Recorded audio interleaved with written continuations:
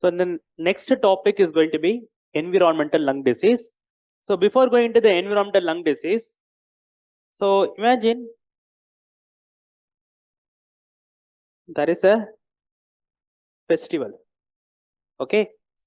So in that festival, lot of colors are being thrown. Okay. And she's there in the festival and the color is being thrown at them, and which particle size will enter and deposit into the lungs of this person. What is the size of the particle which can enter into the lungs and deposit over the lungs? Okay. So environmental lung disease. Okay. So whenever you take environmental lung disease, okay, so we have three kinds of particles. Okay. The first particle, which is more than 5 microns. Okay. This will get filtered in the nose. Okay. Whenever the size of the particle is 3 to 5 microns, it will get deposited in the trachea and bronchi. Whenever the size of the particle is 0.5 to 3 microns, it will deposit over the bronchioles. Whenever it is less than 0.5 micron, it will enter into the blood. Okay. So this is the occupational lung disease. But in exam, there was a question asked, a patient who is a chronic asthmatic was on bronchodilator therapy. The particulate size of the bronchodilator should be in what range to get deposited to get a symptomatic relief? It should be 0.5 to 3 micro. So it is less than actually 5, but in the question it was less than 5. It was asked as less than 5. Okay. So the particulate matter which should get deposited over the lungs for any occupational lung disease to develop, it should be between 0.5 to 3 micrometer in size. But in the question it was asked as less than 5, 1 to 5, less than 1 micrometer, and more than 5 and more than 10 was the option. Okay. So it is usually, it should be less than 3 micrometer to get deposited over the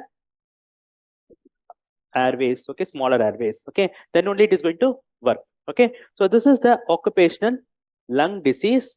Okay, so here the first disease what we are going to see is going to be silicosis. Okay, silicosis.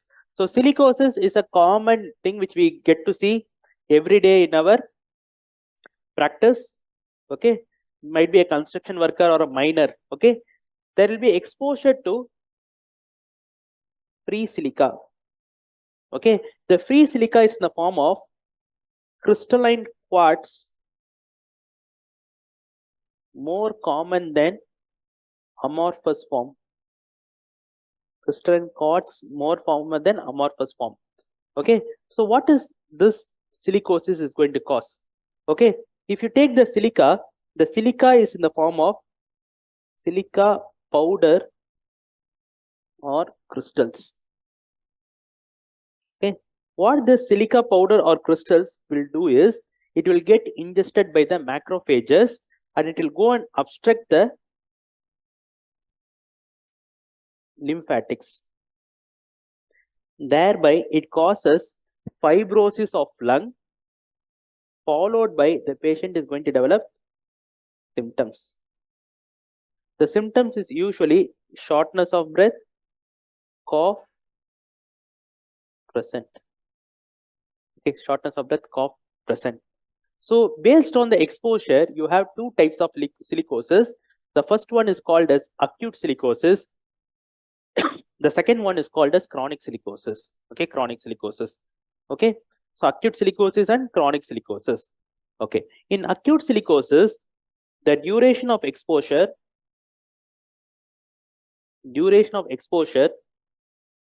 is less than 10 months. In chronic silicosis, the duration of exposure is going to be from months to years. Okay. Then in patients with acute silicosis, whenever you do a chest X-ray, the chest X-ray will show miliary mottling. Miliary mottling. Okay. Whenever you do chest X-ray in a patient with chronic silicosis, you get to develop a kind of calcification around the hilar lymph nodes, and this is called as eggshell calcification. Eggshell calcification.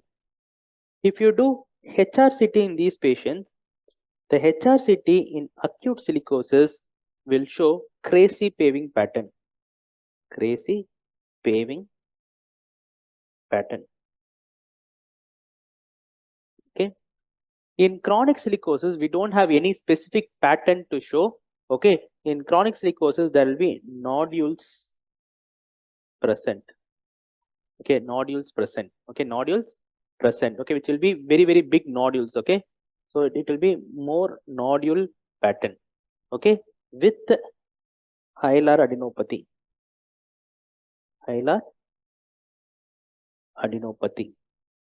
Okay, sometimes there can be even cavities also. Nodules and cavities will be present. Okay, nodules and cavities will be present. And we all know that the preventive mechanism in cases of tuberculosis is going to be macrophage activation, and the macrophage will act against the TB bacilli. Here, already the macrophage is damaged by the silica particles. So these patients can easily get silicosis with the tuberculosis, and this is called as silicotuberculosis. Silicotuberculosis present. Silicotuberculosis can present in chronic cases. Okay. Then this is the difference between the two conditions. Okay. Here it is going to be a crazy paving pattern, but here it is going to be nodules followed by cavity formation. Okay, nodules followed by cavity formation. Then here we have one more condition called complicated silicosis. Complicated silicosis. What is complicated silicosis? Okay, whenever a patient has stopped exposure, so you tell them don't work in silica factory, they stopped exposure. Even after stopping exposure, there is progressive fibrosis of the lung. Progressive fibrosis of lung. Okay, and this progressive fibrosis of the lung is called as PMF. PMF is progressive massive fibrosis. Progressive massive fibrosis. Whenever there is a progressive massive fibrosis, what happens is in lung you get nodules. Okay, you get nodules. Okay, nodules, and these nodules are of different colors. Nodules.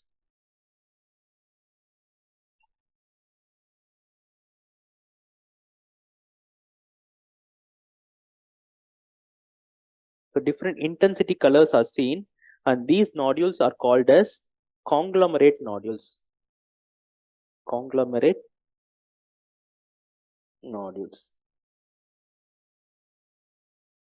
Conglomerate nodules seen in progressive massive fibrosis. Okay, in this case, if you see here, this is an acute case. Okay, acute case where you get to see miliary pattern. Okay, lot of dot like things are seen. This is called as miliary mottling.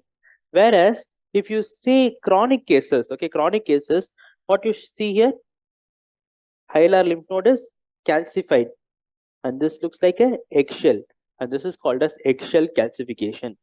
This is called as eggshell calcification. Okay, And this is also eggshell calcification. You can see here. Here also you can see little bit of eggshell calcification. But once it progresses, you can see here lot of cavities and nodular pattern is seen in these condition, and this is going to be again a chronic silicosis. Okay, chronic silicosis, you see lot of fibrotic areas, okay. Then if you see the lung specimen as such, what is this one? You can see here, this is acute condition where you see miliary pigmentation. Okay, miliary pigmentation. Whereas in chronic, you can see lot of nodules and fibrotic areas. Whereas you have another condition where you are going to get nodules which are going to look like this stone. Okay, different areas, different colors. Okay, so like that you are going to get a nodule in this lung. Okay, lot of different color nodules. Okay, and this is called as progressive massive fibrosis or complicated silicosis. Okay, stone like consistency, different colored thickenings. Okay, this is called as progressive massive fibrosis or complicated silicosis. Progressive massive fibrosis or complicated silicosis. Okay, very important. And these patients also develop together with silicosis tuberculosis, and this is called as silicotuberculosis. Okay, silicotuberculosis. Okay, and these patients with silicosis are at increased risk of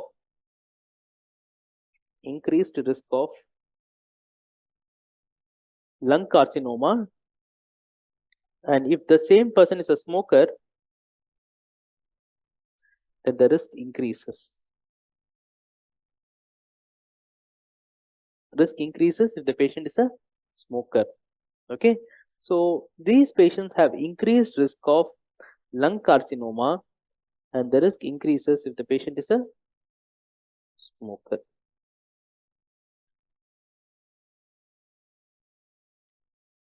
Then next condition.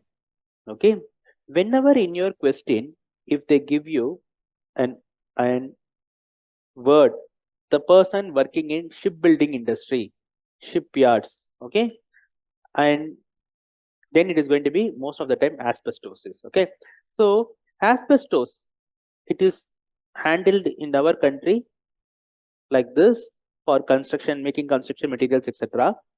But usually asbestos should be handled like this because it is such a dangerous material. Okay, so here we have three types of asbestos materials. Okay, so it is more common among shipbuilding industry,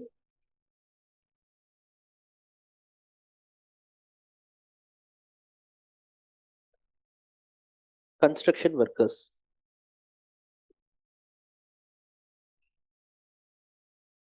Okay, here there are three types of fibers. First is white fibers, brown fibers, blue fibers. The white fibers are called as chrysolite. The brown fibers are called as amosite, and the blue fibers are called as crocidolite. Okay, if you take these these fibers are in two forms. Okay, one is serpentine form, another is amphibole form. Okay, serpentine form or amphibole form. Whenever you take the serpentine form will be in spirals. Okay, the fibers will be in spirals. Okay, and whenever you take the amphibole form will be slender fibers. Out of this, the most common fiber is going to be chrysolite form, and the most dangerous form is going to be crocidolite form. Most dangerous form is going to be crocidolite form. Okay, so this is the overall view of the types of fibers in asbestos. Okay, asbestos. Okay, so what is the clinical features? So clinical features, if you take, it involves the pleura. Okay, if it involves a pleura, it is going to cause pleural effusion. Pleural effusion. This pleural effusion is the most common finding and the most earliest finding. This pleural effusion is a exudative pleural effusion. Exudative pleural effusion. Okay, and this pleural effusion is also called as benign asbestosis associated pleural effusion. Benign asbestosis associated pleural effusion. Okay, apart from this, you have another thing which is going to be thickening of the pleuras. This thickening of pleuras is called as pleural plaques. Pleural plaques are the most specific finding in asbestosis. Okay, and whenever there is a pleural plaque is there, it means the patient is exposed to asbestos. It is an indicator of exposure. This pleural plaque is nothing but thickening of pleura. Thickening of pleura. Thickening of pleura. Then next is lung parenchyma.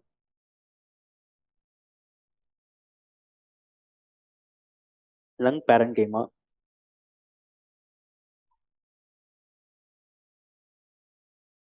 Okay, lung parenchyma. Okay, here the patient is going to have involvement of bilateral lower lobes.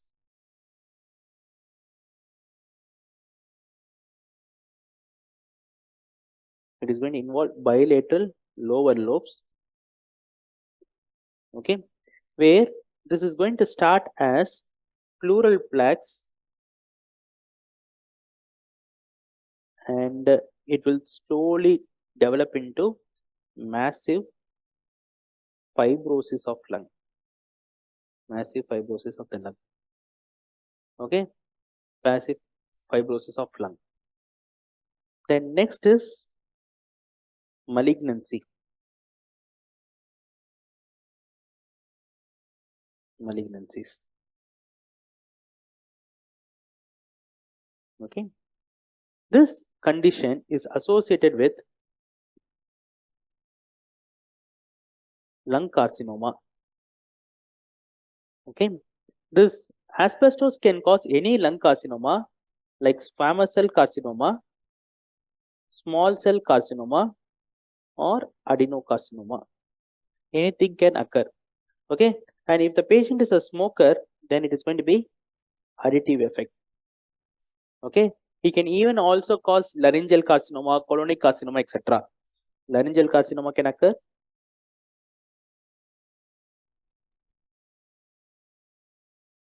கூட வந்து colon involve ஆகலாம். Colonic carcinoma can occur. Okay, but the most important thing, which is the most exclusive feature for asbestosis, is going to be mesothelioma. Mesothelioma is the most exclusive carcinoma seen in asbestosis patient. Okay, this mesothelioma takes more than 30 years to develop. More than 30 years to develop. Okay, there are 3 types here. One is going to be epithelioid type, which is more common than sarcomatoid type, which is more common than mixed type. Mixed type. Epithelioid type, sarcomatoid type, and mixed type. Okay, these are the 3 different types. Okay, so the most exclusive malignancy of patients with asbestos exposure is going to be mesothelioma. Okay, mesothelioma. So what is the next step you are going to do? You are going to go for a chest X-ray. The chest X-ray will show lot of hazy areas which are irregular areas. Hazy irregular areas. These hazy irregular areas are called as pleural plaques. Pleural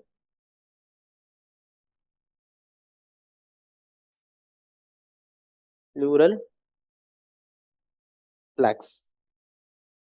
Okay, here also you can see lot of thickening here, which is going to be pleural plaques. Okay, pleural plaques, and these pleural plaques are going to give a characteristic appearance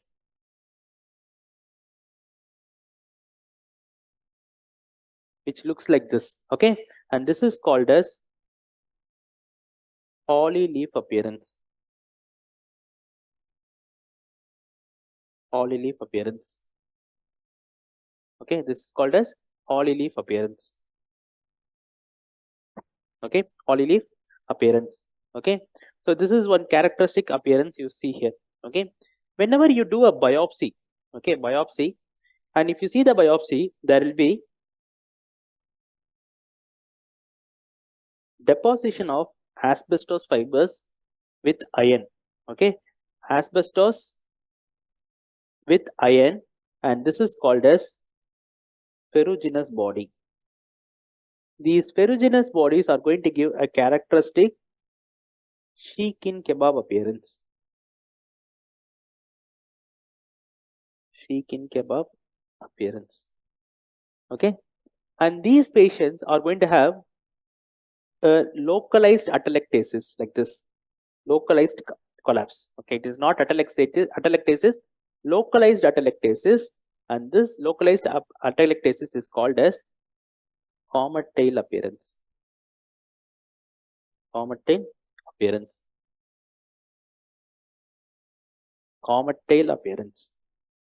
Localized atelectasis called as comet tail appearance.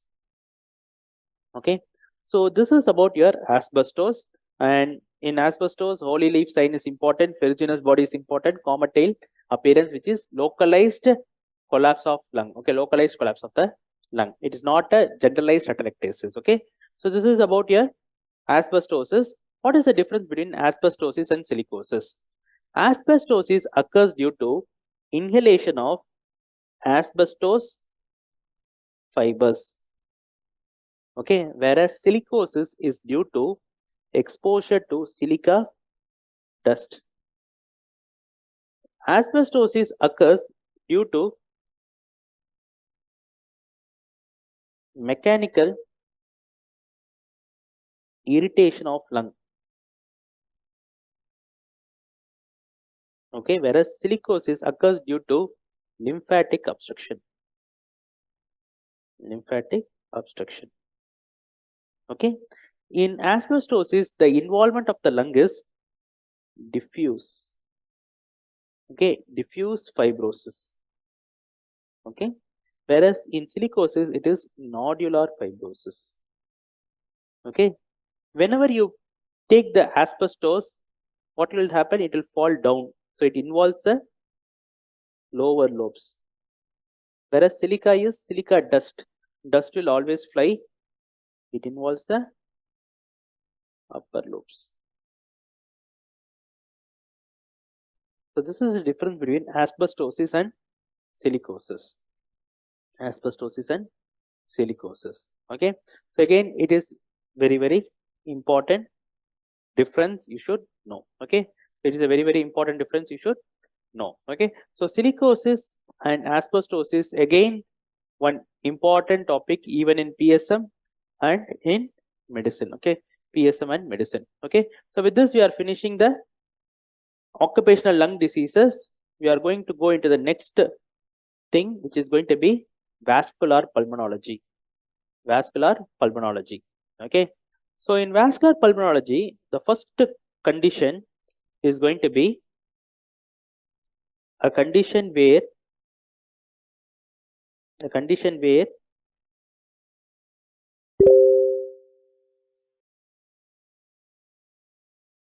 Okay, so we are going to see vascular pulmonology, where there is going to be a blood clot which is going to migrate from systemic circulation into pulmonary circulation. Okay, there is going to be a blood clot which is going to move from systemic circulation and enter into the pulmonary circulation. Okay, so that is called pulmonary embolism. Okay, so pulmonary embolism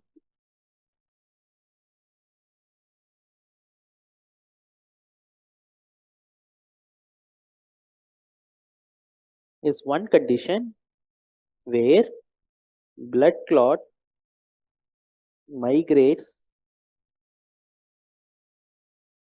from systemic circulation into pulmonary circulation. Okay, blood clot is going to migrate from systemic circulation into pulmonary circulation is called as pulmonary embolism. Okay, pulmonary embolism. If you take any patient who is coming to you with pulmonary embolism, the etiology or risk factors associated with pulmonary embolism is governed by a triad called Virchow's triad. Virchow's triad. Virchow's triad is characterized by stasis, endothelial injury,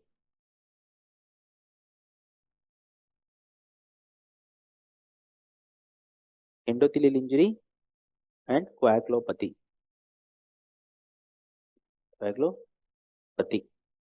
Okay, and this triad holds true for DVT and pulmonary embolism. Okay, so it is characterized by a hypercoagulable state or coagulopathy, endothelial injury, and stasis. Okay, stasis. Okay, so these are the three things which are associated. Okay, endothelial damage.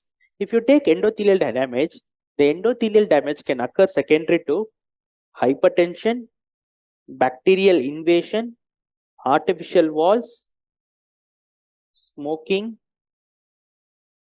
okay, trauma to the vessel, okay, can cause vessel injury. Whereas if you take stasis, stasis is the blood remains static for longer duration. It is usually seen in pregnancy, obesity, fracture immobilization, prolonged travel in a vehicle or aeroplane. Okay, so that is going to cause stasis. And hypercoagulable state. Hypercoagulable state occurs due to malignancy. Okay, one important malignancy is going to be small cell carcinoma of lung. Okay, then it can occur due to inherited disorders. In inherited disorders, we have protein C S deficiency, factor V Leiden mutation. Factor V Leiden mutation.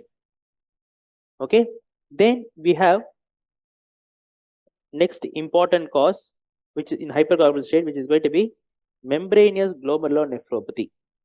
Membranous glomerulonephropathy, which is associated with nephrotic syndrome. Okay, then we have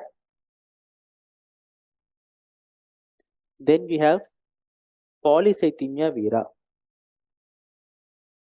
Then we have antiphospholipid antibody syndrome. Then next is you can also add PNH, paroxysmal nocturnal hemoglobinuria. You can add OCPs, hormone replacement therapy, tamoxifen. Okay, all these are risk factors for your deep vein thrombosis and your pulmonary embolism. Okay, all these will result in clot formation, which typically occurs in the leg veins. From this, the emboli will dislodge to the lungs, causing thromboembolism. Will discharge to the lung and cause thromboembolism. Okay, so these are the risk factors associated with pulmonary thromboembolism. Risk factors associated with pulmonary thromboembolism. Okay, so this is one very, very important flow chart to remember. Okay, so patient can come with stasis, history of endothelial injury, and history of coagulopathy, and where there is a clot formation in the deep veins of the legs, from there it will dislodge into the pulmonary circulation, causing pulmonary thromboembolism. Okay, pulmonary thromboembolism. So if you see here like this, there is a clot which migrates from one part of your heart to another part of the heart like this. What is this? This is called as paradoxical emboli. Paradoxical emboli. Paradoxical embolus. Paradoxical embolus. Okay, how will you diagnose the paradoxical embolus? In diagnosis of paradoxical embolus, we use bubble contrast echo. Bubble contrast echo. Okay, what is this bubble contrast echo? Okay, so what happens? You connect the saline, okay, to the patient IV line. You beat the saline forward and backward. புடிச்சு இழுங்க முன்ன பின்ன. அப்ப என்ன ஆகும்? அந்த பிரஷர்ல there will be lot of agitation and bubbles will be created. இப்போ இந்த bubbles inject பண்ணீங்கன்னா இந்த bubbles என்ன பண்ணும் நேரா it will go to the right heart. From there it will enter into the left heart instead of entering into the right ventricle. Okay, and this is called as bubble contrast echo. Okay, it is called as bubble contrast echo. Okay, so if you see here, it is a beated agitated saline. When you give the saline, what is going to happen? The saline will go from one, you can see the septal defect here.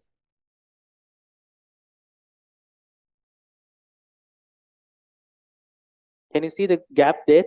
From there it will go. So this is called as bubble contrast echo. So in the mari or patient there is high chances of developing paradoxical emboli. Okay, paradoxical emboli. This is called as bubble contrast echo, and this has been asked in exam. Okay, what is the most common source of DVT?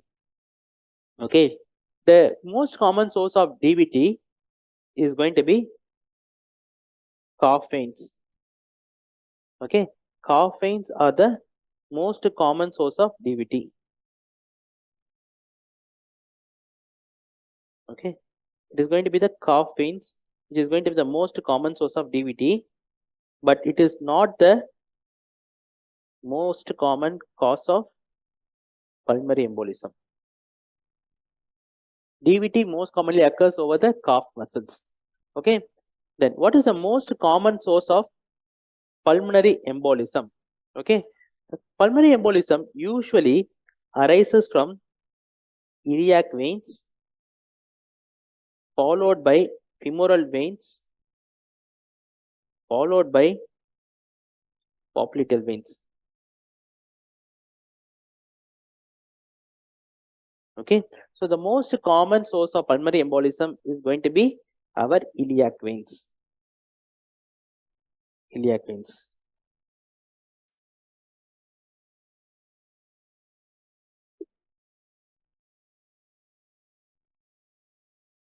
Iliac veins.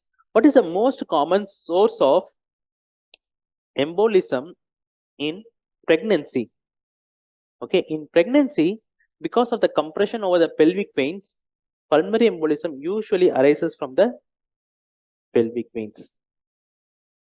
From the pelvic veins. Okay, pelvic veins.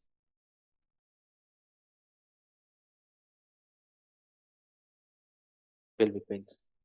And this pulmonary embolism is the most common cause of acute pulmonary thromboembolism.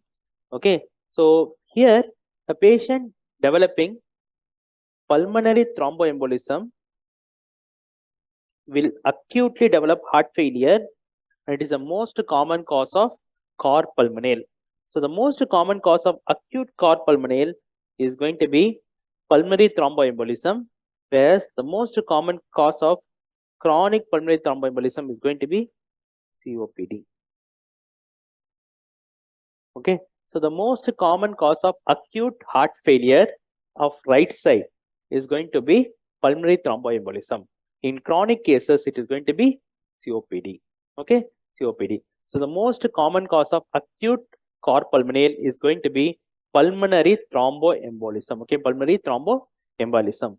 The clinical features of pulmonary thromboembolism depends upon three things. First is number of emboli. Number of emboli. Second is size of emboli. And third is site of origin of emboli. Okay. The clinical features, if you take the most common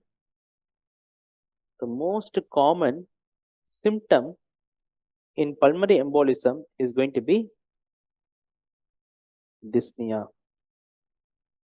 Okay. The most common sign what a patient will present with the pulmonary embolism is tachypnea.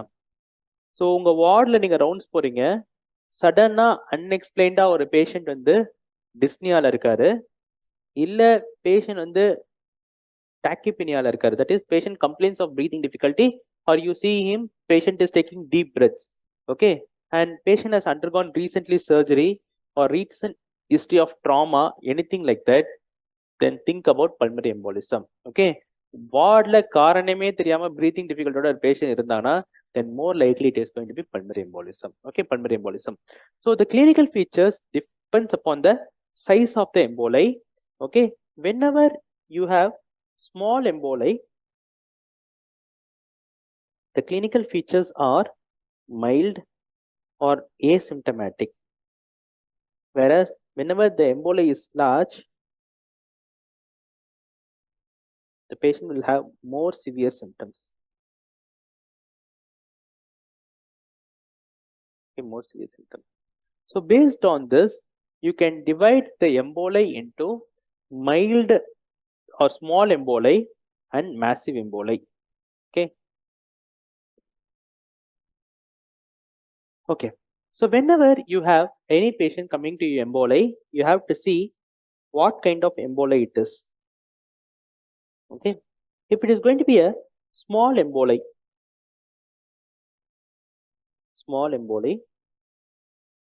okay, then what is going to happen is that area will go for infarction. Okay.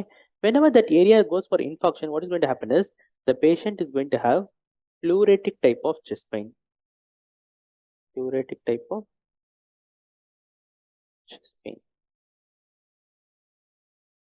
They will have cough and hemoptysis.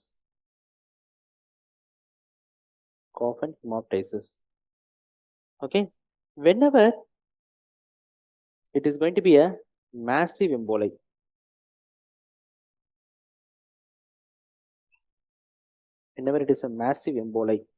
okay, it is going to involve majority part of the lung.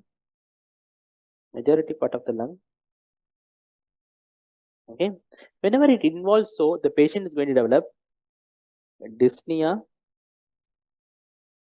syncope, hypotension,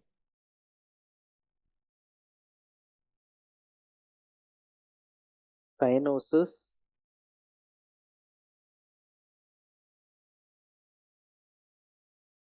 okay, and patient can have tachycardia also.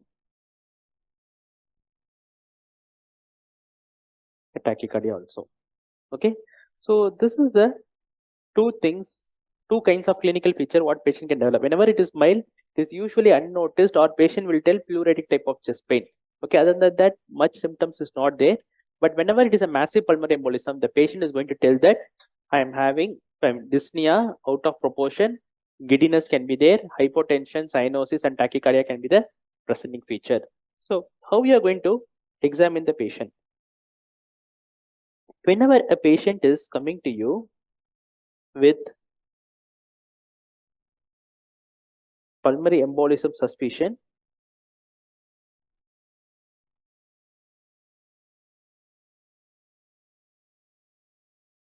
okay, so imagine this as a patient, okay, so this is a patient lying down, okay, and in this patient,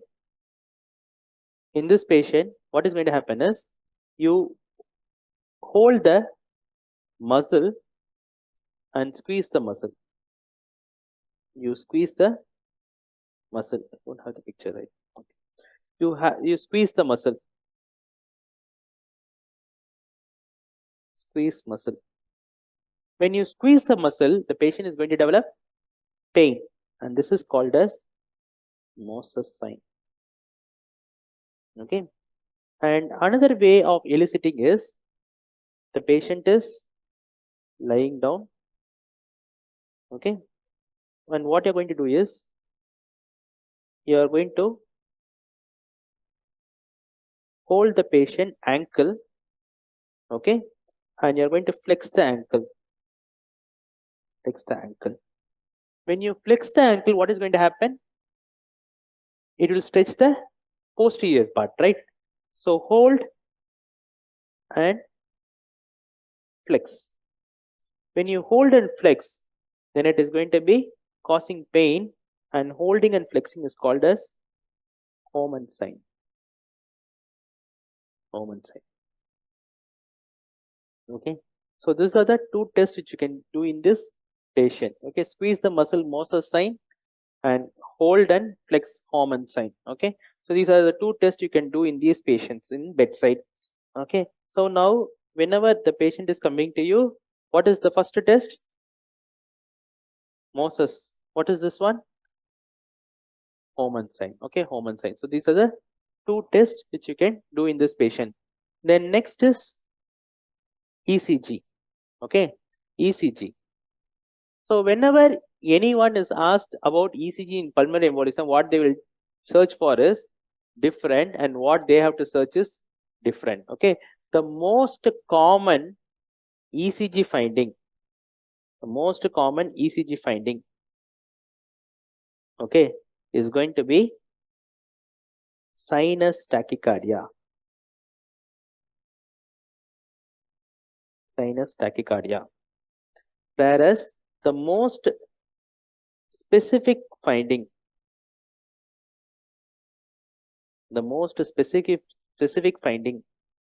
okay, and it is going to be S1 Q3 T3 pattern. What is this S1 Q3 T3 pattern?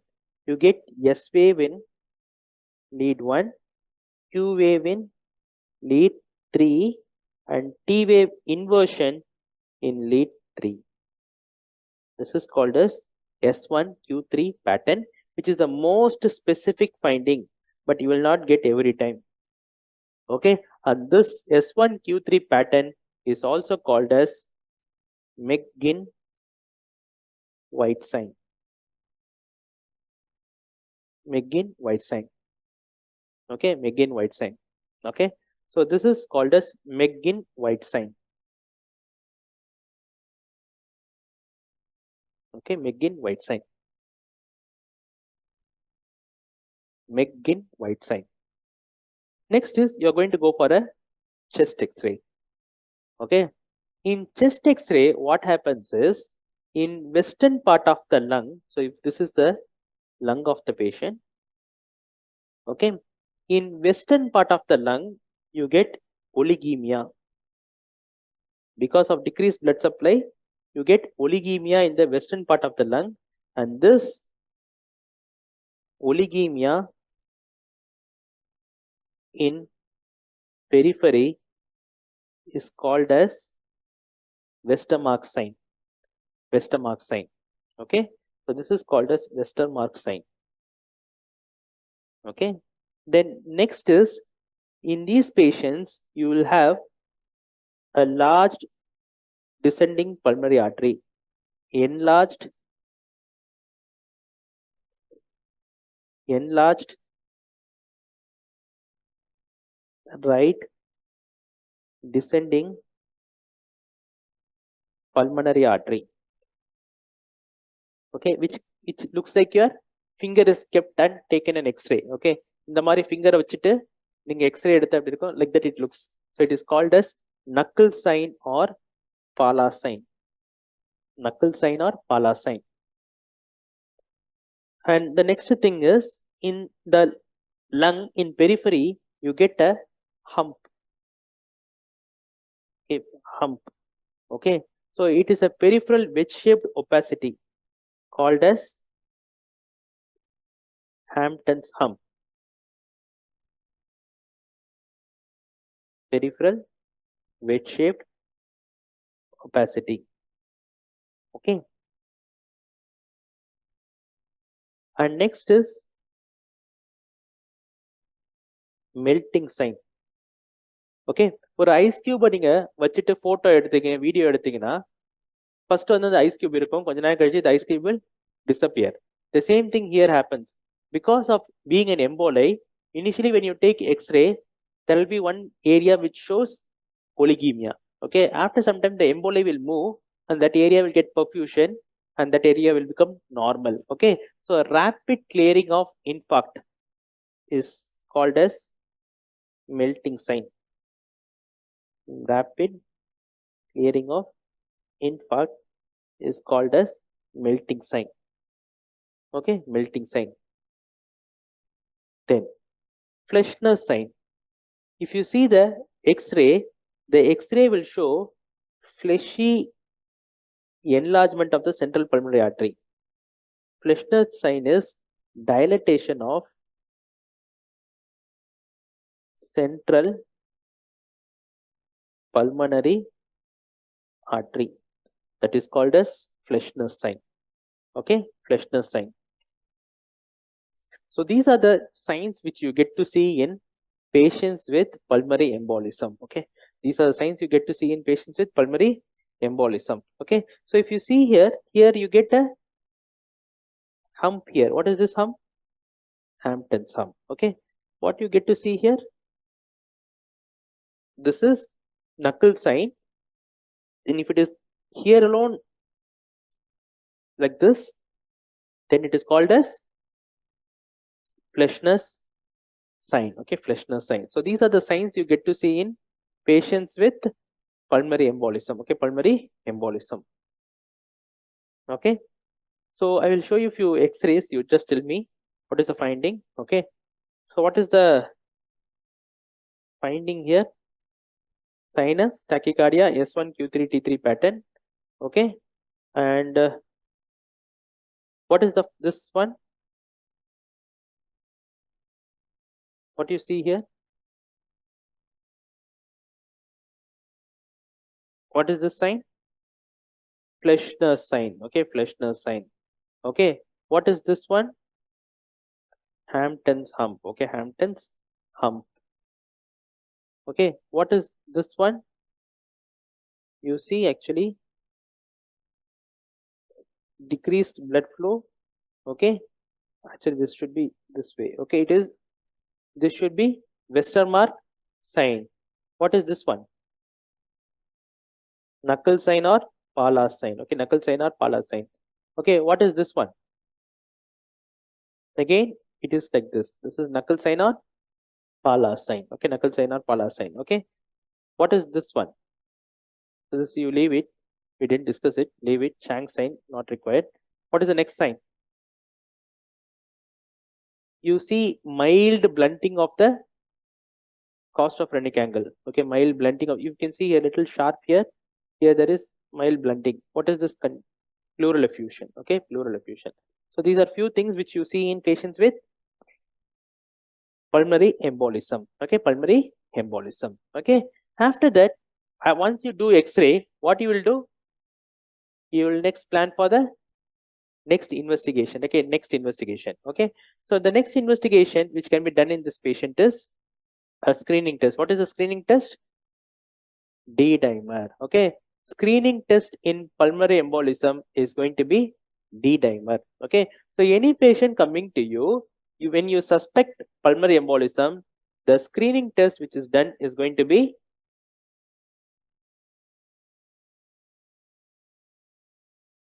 D-dimer.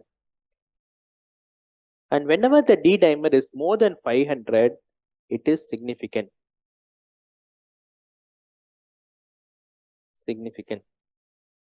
The second thing is you can go for Doppler.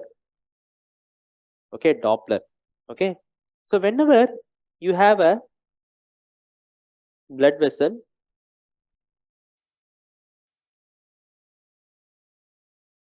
whenever you press the probe, okay, what will happen? The blood vessel will kink like this, right? But whenever in a patient with pulmonary embolism suspected with the DVT, whenever you do, okay, you cannot kink it down. Okay, so non-compressibility of the veins is seen. Non-compressibility of veins is seen.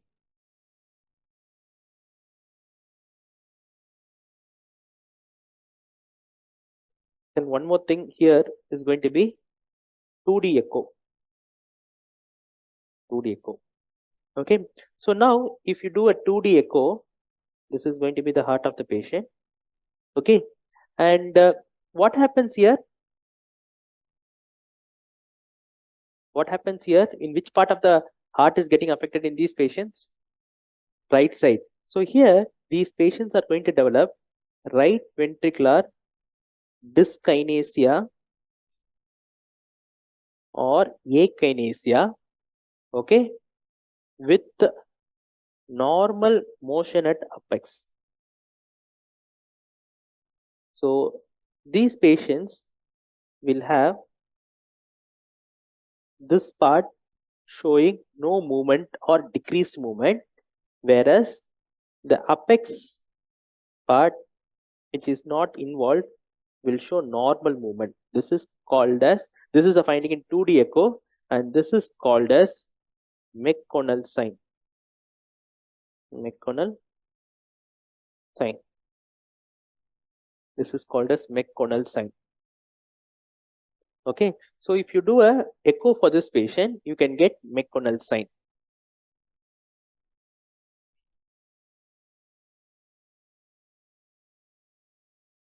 You can get McConnell sign. So what is McConnell sign? This is McConnell sign. Okay, when you do a 2D echo, you can see here there is a sluggish movement. Okay, this part is moving properly, but here you get a sluggish movement. Okay, and this sluggish movement indicates that patient is having involvement of right ventricle. Okay, and this is called as McConnell sign. Okay, and this is called as McConnell sign. Okay, McConnell sign. Okay, it is seen in 2D echo. Then next investigation is VQ scan. VQ scan is the second investigation of choice. Okay, whenever you have contraindication for angio. If contraindication for angio present. Okay, what is the investigation of choice? What is the investigation of choice? The investigation of choice is going to be CT angio. CT angio. Okay, CT angio is the investigation of choice, and in CT angio you will get filling defect. You will develop filling defect. CT angio, you will develop filling defect. Okay, filling defect. If this is a blood vessel, for example, this is a blood vessel, you will get a filling defect like this. Okay, in that you will get a filling defect like this. Okay, so it will more or less, it looks like, if this is a CT, in CT what you get to see is, you get to see like this. Okay, so which one looks like this, polo. So this is called as polo mint sign. Called as polo mint sign. So polo mint sign is due to obstruction in the vessel. Okay, in CT angio. Okay, it is called as polo mint sign. Okay. The next investigation, which is going to be pulmonary angio. Pulmonary angio is actually a catheter-based investigation. So you have to put a catheter and then you have to inject the dye. Okay, and this is the gold standard investigation. Gold standard investigation. Gold standard investigation. Okay, what is this one you are seeing here? This is called polo mint sign. You can see the filling defect, and this is called as polo mint sign. Okay, you can see the polo mint here. This is polo mint sign. Okay, and what is this one? You can see the pulmonary angio, which show abrupt cutoff of the blood flow, and here we are going to get a sign called cutoff sign. Cutoff sign. Okay, cutoff sign.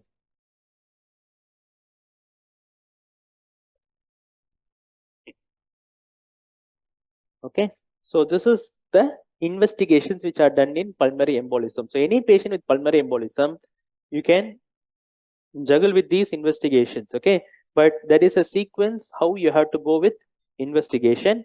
Okay, so if they are going to ask you what is the investigation of choice, CT angio, what is the gold standard investigation?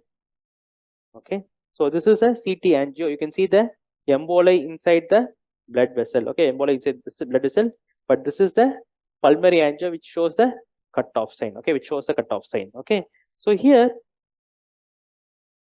we have two investigations. Okay, if they're going to ask you what is the investigation of choice, which one you will prefer?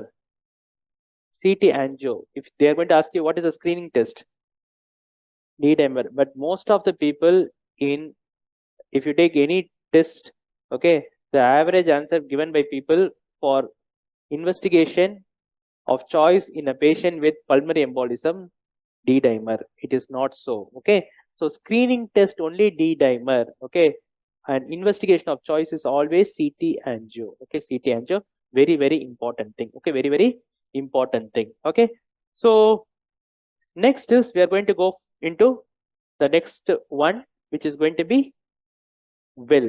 So how many walls are there in this well? 4 walls. So never forget this 4. Okay, because well score of more than 4 is going to be significant. Okay, what are the components of well score? Okay, the first one is clinical signs of DVT is present.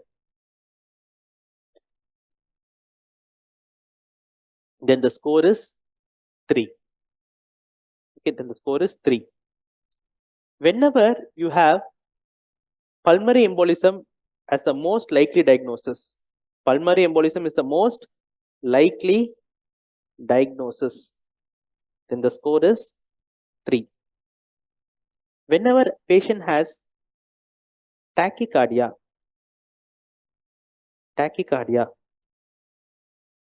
of more than 100, then the score is 1.5. Okay, then patient has history of DVT, and the score is 1.5. Then patient has history of surgery in last 4 weeks, and the score is 1.5. Okay, whenever patient has hemoptysis, and the score is 1. Whenever patient has history of malignancy, okay, which is of 6 months duration, that is active malignancy within last 6 months, then the score is 1. Okay, and overall, whenever the score is more than 4, it indicates pulmonary embolism. Okay, so I remember as clip DVT ham. Okay, this is because very important, because with this only you can progress to next investigation. Okay, so clinical signs of DVT, pulmonary embolism is the most likely diagnosis, tachycardia, history of DVT, surgery in last 4 weeks, hemoptysis, active malignancy is present. So these are the points required to make a diagnosis of pulmonary embolism. Okay, apart from this, you have another one scoring system called as revised Geneva scoring system. Revised Geneva scoring system. Revised Geneva scoring system.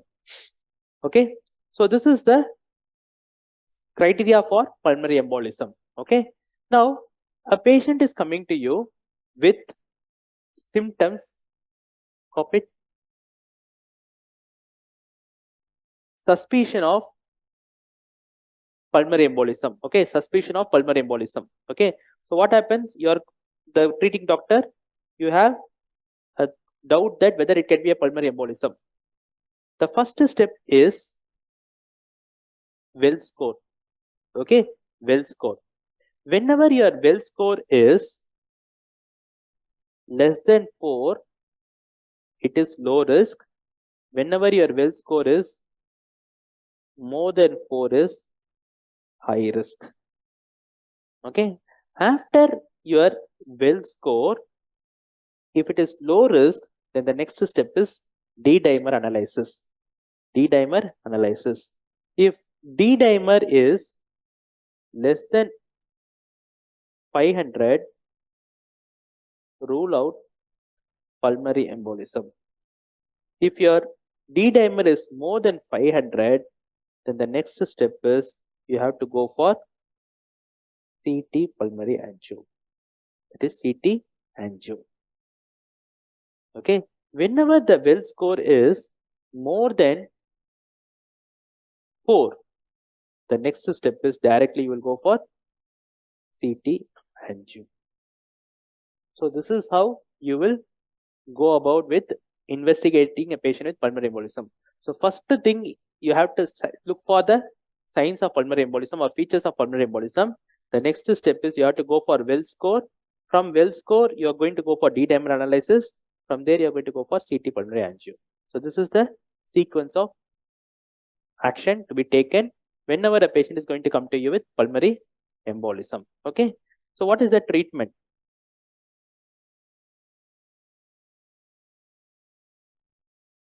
Okay, treatment.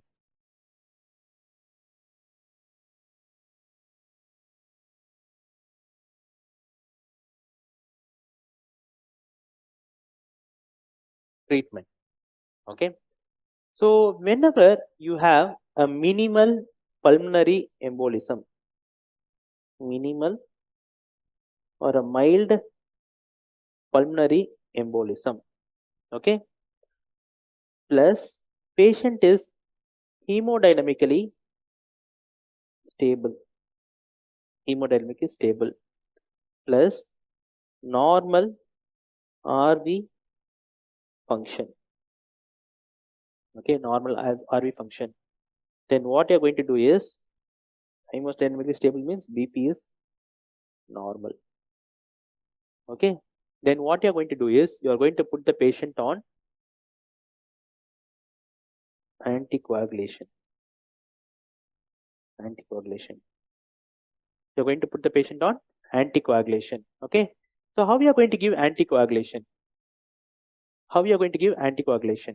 Okay, here whenever you plan for anticoagulation, okay, you have to go for what drug you will prefer for anticoagulation?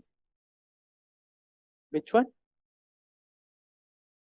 Warfarin. So here initially you will start with heparin or LMWH, followed by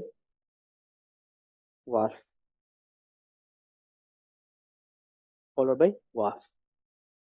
Okay, that is how you will treat the patient. Okay, so usually it is going to be heparin followed by warfarin. Okay, why it is heparin followed by warfarin? Because it will it will inhibit what? Protein C and S, followed by it is going to inhibit the, because warfarin will first inhibit protein CS, then only it will inhibit the vitamin K depending clotting factors. So அப்போ first emboli form ஆகுமா, bleeding நடக்குமா? First there will be clotting. Okay, so first it will form clot, then only it will start dissoluting the clot. Okay, அந்த மாதிரி clot form ஆச்சுன்னா என்ன ஆகும்? See, we have coagulation, anticoagulation. What are the factors required for coagulation? 7, 9, sorry, so it is given 2, 7, 9, 10. Anticoagulation, protein C and S. If these two things are dependent on vitamin K, okay, அதுல வந்து first என்ன பண்ணும்னா உங்க warfarin will come and inhibit this. Okay, இதுல வந்து shortest half life பாத்தீங்கன்னா இதுக்கு தான். ஃபர்ஸ்ட் இதை தான் இன்ஹிபிட் பண்ணும், அதுக்கப்புறம் தான் இதை இன்ஹிபிட் பண்ணும். இப்போ ஆன்டிகோகுலன்ட் போயிட்டு என்ன ஆகும்? There will be clot formation, right? So there will be lot of small clot formation in the small vessels of the body, and it will result in something called purple toe syndrome. Okay, purple toe syndrome. And it also forms necrosis of the skin of the skull. Okay, it is called hemorrhagic necrosis of the skull. Okay, these two things can happen. For that reason, always you have to start heparin. With heparin cover, you have to go for warfarin. Okay, அதனால தான் எப்பவுமே heparin ஆரம்பிச்சுட்டு second day warfarin ஆரம்பிப்பாங்க. The reason is this one. Okay, so if I possible show you where you will get purple glove syndrome. Purple glove syndrome. So it is told correctly in online. It is seen in phenytoin intraarterial injection. Okay, phenytoin intraarterial injection. Okay, purple. Where you will get purple urine bag syndrome? Catheter. Whenever multiple UTI occurs, multiple organism UTI occurs, you will develop purple urine bag syndrome called as PUBS. Okay, PUBS. Okay, so then next is one more thing, this hemorrhagic necrosis of skull. Warfarin and skull necrosis. Okay, so okay, so this is called purple toe syndrome. You can see here purple toe syndrome. Okay, so you can see lot of areas of cyanosis. This is because of small vessel obstruction called as purple toe syndrome. Okay, and it also causes scalp necrosis.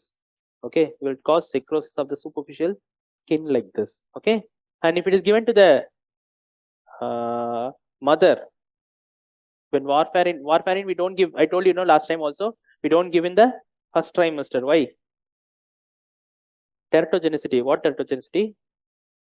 It causes chondrodysplasia punctata. You can see the bones. இந்த மாதிரி வந்து epiphyseal fusion இருக்காம சின்ன சின்ன stippled bones மாதிரி இருக்கும்.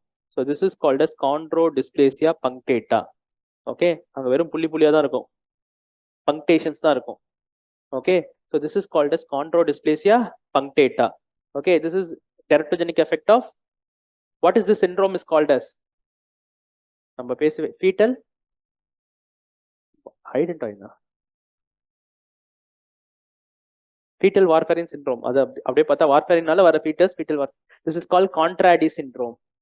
Okay, this is called as Contradi syndrome. Okay, so this is called as Contradi syndrome. Okay,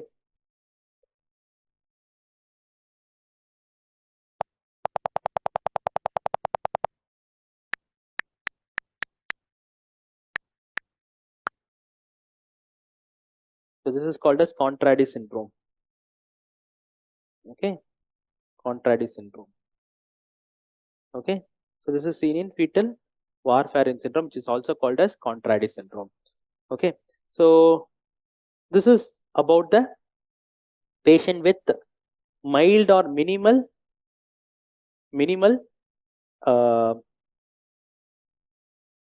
pulmonary embolism. Okay, minimal pulmonary embolism. Okay, now the patient is going to come to you with submassive pulmonary embolism. Submassive pulmonary embolism. Submassive pulmonary embolism. What is submassive pulmonary embolism? The patient is going to have normal blood pressure, but RV dysfunction is present. RV dysfunction is present. Okay, so what you have to do is you have to start on anticoagulation. If the patient is worsening, no response, patient is worsening, then you are going to go for thrombolysis.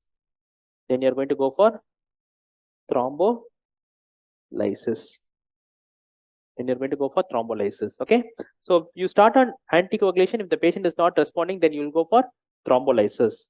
Whereas the next condition is going to be massive pulmonary embolism. Whenever patient has massive pulmonary embolism, it means that patient is having shock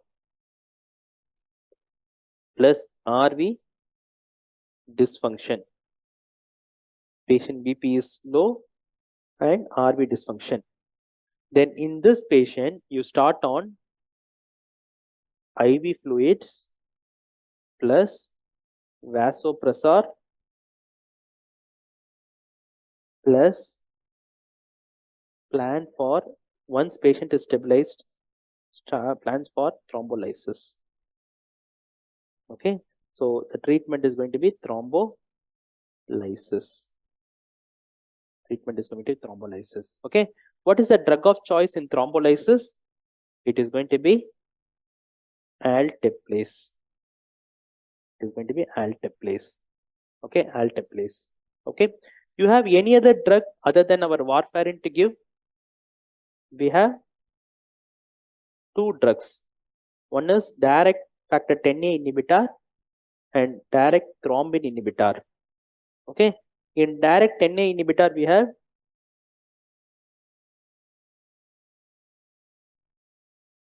apixaban. Okay, rivaroxaban.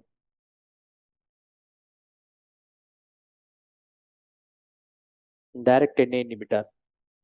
Okay, in direct thrombin inhibitor we are going to have dabigatran. What is the antidote for dabigatran? Yaar solra. What is the antidote for dabigatran? Kamakal over. One is telling correctly. Anashwara is telling correctly. It is idacruzimab.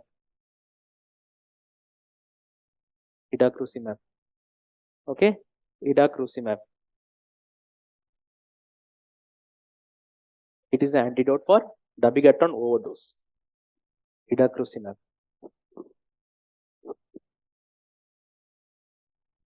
Whenever the patient is not responding, okay, or whenever there is recurrent emboli, okay, then what you can do is recurrent emboli, or there is a contraindication for anticoagulation, then what you can do is you can go for clips like this. Okay, and these are called as IVC filters. Again, 2021 INICET question, IVC filters. They gave an image and asked what it is. IVC filters. Okay, so what is this IVC filters? Okay, IVC filters. These IVC filters are like this. Okay, it will be like looks like spider.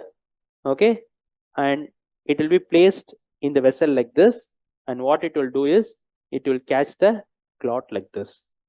It will catch the clot like this. Okay. So whenever you have any contraindication, you can use IVC filters. You can see it here. Here also emboli is getting caught by this IVC filters. Okay. IVC filters. Okay. So IVC filters are used whenever there is contraindication for active intervention or whenever there is recurrent emboli. Okay. And whenever the patient is not responding to thrombolysis and it is an acute condition, then what you can do is you can go for embolectomy. Embolectomy. Okay. Whenever it is a chronic condition and the patient is not responding or you need an intervention, then you can go for thromboendarterectomy. Endarterectomy. Endarterectomy. Okay. Whenever it is acute condition, you can go and squeeze out the emboli. Whenever it is a chronic condition, you go and cut open the vessel, remove the emboli. Okay, that is called endarterectomy. Okay, so if you see here, so you go inside, put a retriever and remove the emboli. That is called embolectomy. Whenever you open the vessel and remove the clot, then it is going to be endarterectomy. Okay, so these are the two surgical procedures which can be done in this patient. Okay, surgical procedures which can be done in this patient. Okay, so with this, pulmonary embolism is over.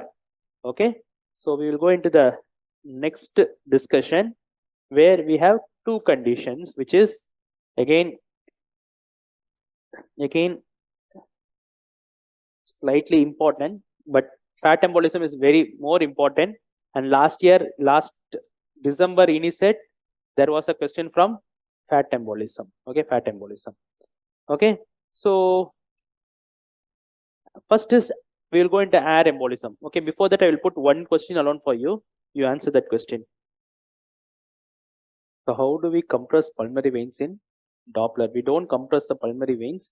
We compress the calf vessels to rule out DVT.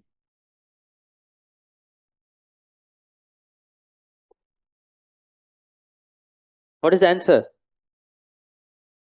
See, easy, you know. The patient BP is normal, RV dysfunction. RV dysfunction with BP normal means what is that? Submassive emboli. So this is a case of submassive emboli. BP is normal, RV strain in echo. So it should be a case of submassive emboli. Okay, submassive emboli. Okay.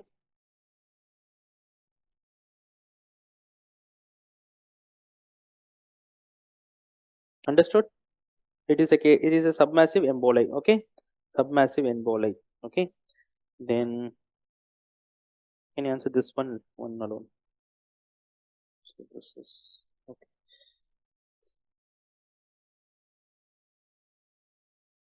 Okay, we'll go into the next one. Okay, so next is air embolism. Okay, air embolism. Okay, so air embolism is one small topic. Okay, so when you will suspect air embolism. Okay, so whenever a patient develops breathing difficulty followed by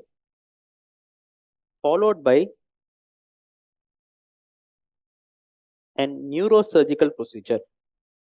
Neurosurgical procedure.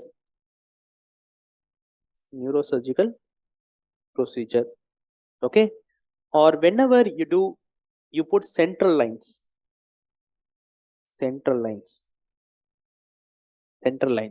Okay, whenever there is a rapid ascent or descent in deep sea divers. Okay, deep sea divers, rapid ascent or descent. Okay, then you can suspect air embolism. Okay, the minimum amount of air required to produce air embolism is going to be 100 ml of column of air. A column of 100 ml of air is the minimum air required to produce air embolism. And these patients will have a murmur which is called as Millville murmur.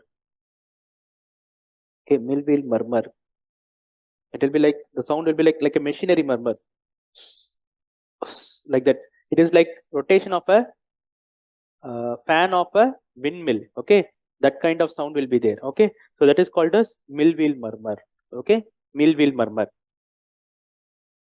What is the investigation you can do? You can go for transesophageal echo. Okay, whenever you do transesophageal echo, the echo will pick up the air bubbles. It will pick up the air bubbles. Okay, it will pick up the air bubbles. Okay, whenever you do a transesophageal echo, it will show air bubbles. Okay, so if air bubbles are present, then it is going to be indicating that patient is having air embolism. Okay, what is the treatment? Okay, if I show you the picture, so you do a transesophageal echo. When you see the echo, you get to see echodense bubbles. Okay, echodense bubbles can be seen. Okay, whenever you see these echodense bubbles, okay, it indicates that patient is having air embolism. Okay, so this is air embolism. What is the treatment? Treatment is placing the patient in Trendelenburg posture. Trendelenburg posturing. That is the treatment. Okay, Trendelenburg posture is the treatment. So this is the features of air embolism.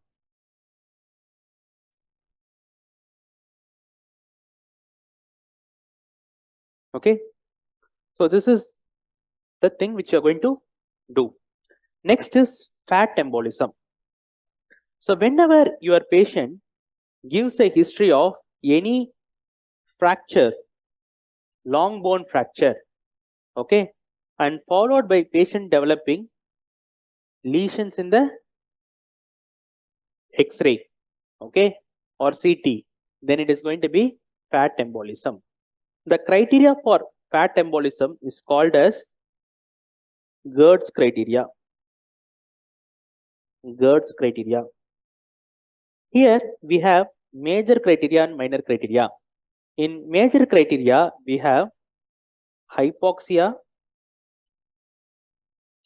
delirium or altered sensorium, and petechiae in the leg.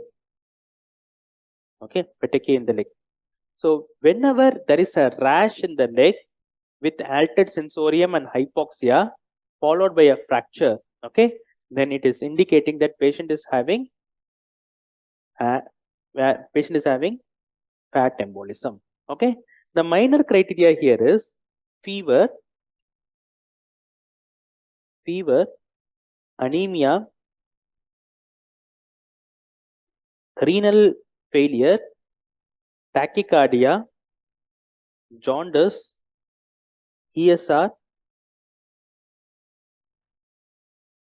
fat macroglobules. Okay, so when you see a slide, okay, in the slide you will see this is the blood, for example. In this you will get an appearance like this.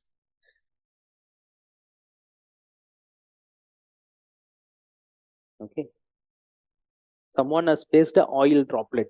Okay, oil water la putting enago, it will form one image, right? That kind of image will be seen in fat macroglobules. Urine la the fat macroglobules will be present. Okay, fat macroglobules will be present. Okay, so that kind of appearance will be there. Okay, so this is what you get to see in patients with fat embolism. Okay, fat embolism. So you get to see like this. In urine, you will get fat macroglobules. Okay, so this is called fat macroglobules. You can see here. Okay, so this indicates that patient is having fat embolism. Okay, fat embolism. What is the treatment? The treatment is hyperbaric oxygen. The treatment is hyperbaric oxygen. Hyperbaric oxygen. Okay, whenever you give hyperbaric oxygen, what will happen is this hyperbaric oxygen will try to dissolute the fat globules, okay, fat globules, okay. So you will go for hyperbaric oxygen, okay. Hyperbaric oxygen is the treatment. Okay, so with this we are finishing embolism. Next we are going to go into pulmonary hypertension. Pulmonary hypertension. Okay, so what is pulmonary hypertension? Pulmonary hypertension is based on mean pulmonary arterial pressure. Mean pulmonary arterial pressure. This mean pulmonary arterial pressure at rest more than 25 millimeter of mercury. This mean pulmonary arterial pressure at exertion more than 30 millimeter of mercury, or tricuspid regurgitation gradient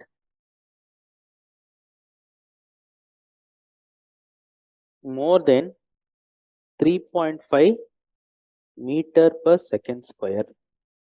Okay, then this is called as pulmonary hypertension. Okay, so pulmonary hypertension was told in cardiology. Cardiology discuss பண்ணாங்களா pulmonary hypertension? No.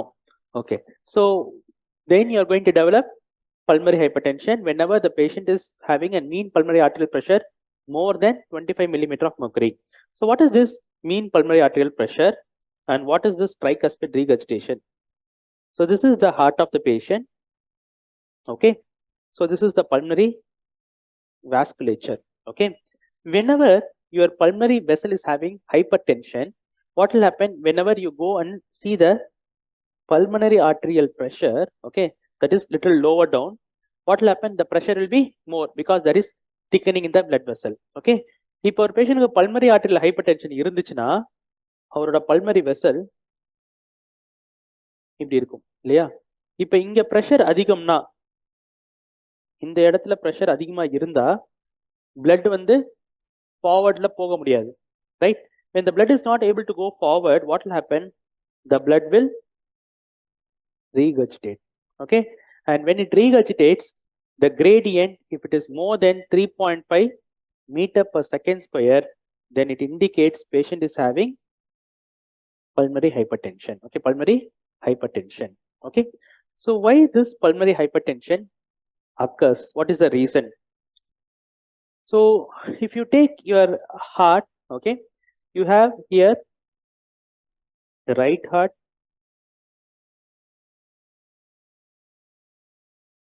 this is left heart. Okay, right heart and left heart.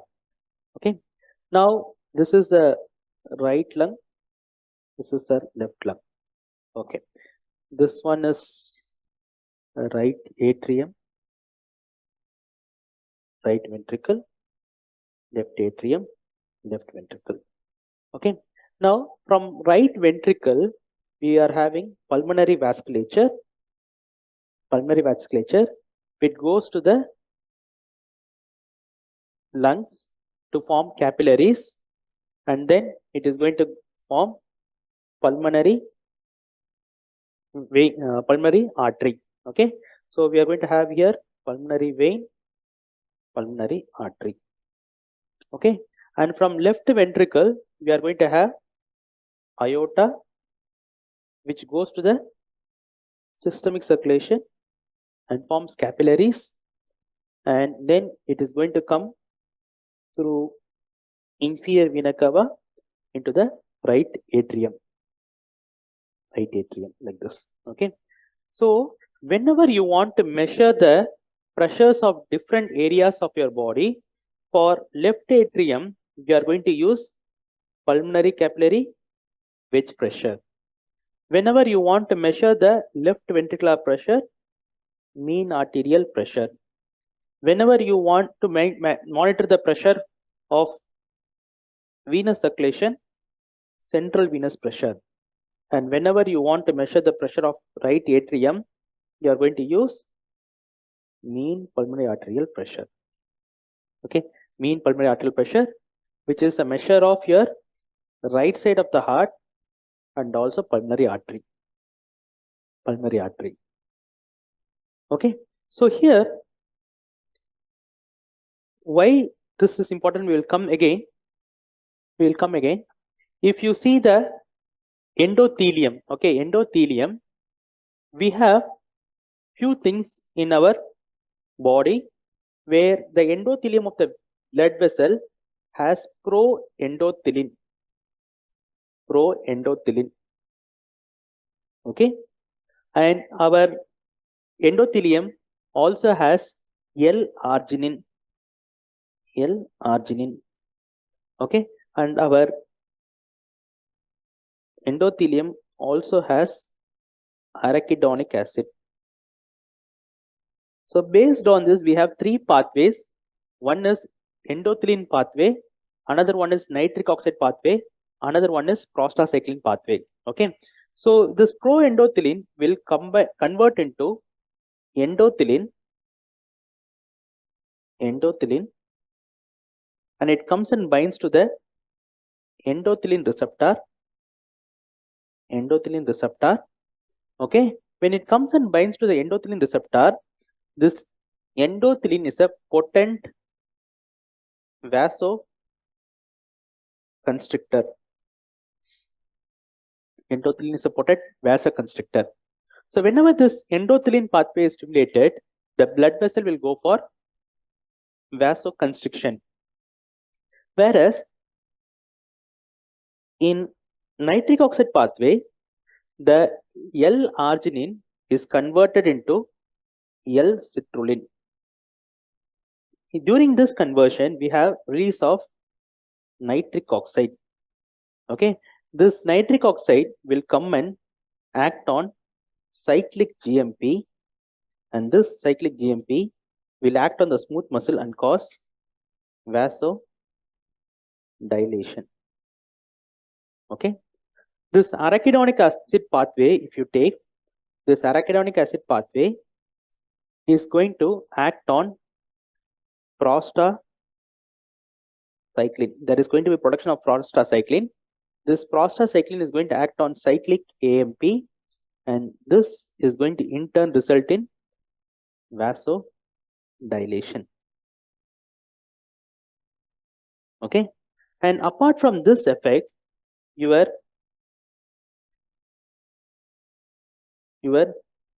endothelin causes increased proliferation of smooth muscle, whereas your nitric oxide pathway decreases proliferation,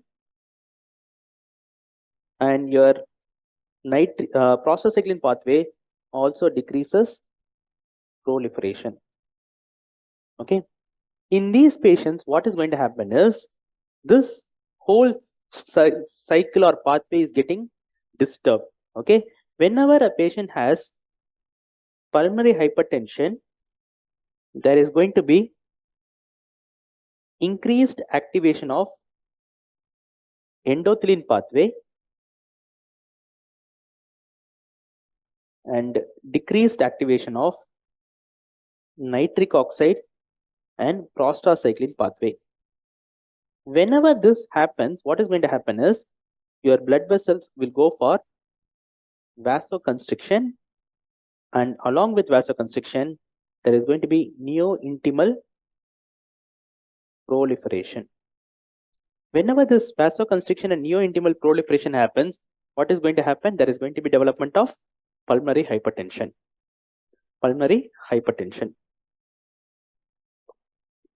There is going to be pulmonary hypertension.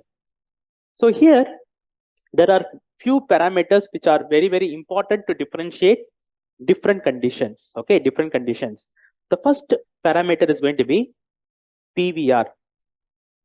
PVR is pulmonary vascular resistance. Pulmonary vascular resistance is equal to RHP, right heart pressure, minus left heart pressure by cardiac output. Okay, the normal pulmonary vascular resistance is equal to 3 Wood units. Okay, or it is also 3 dynes per centimeter.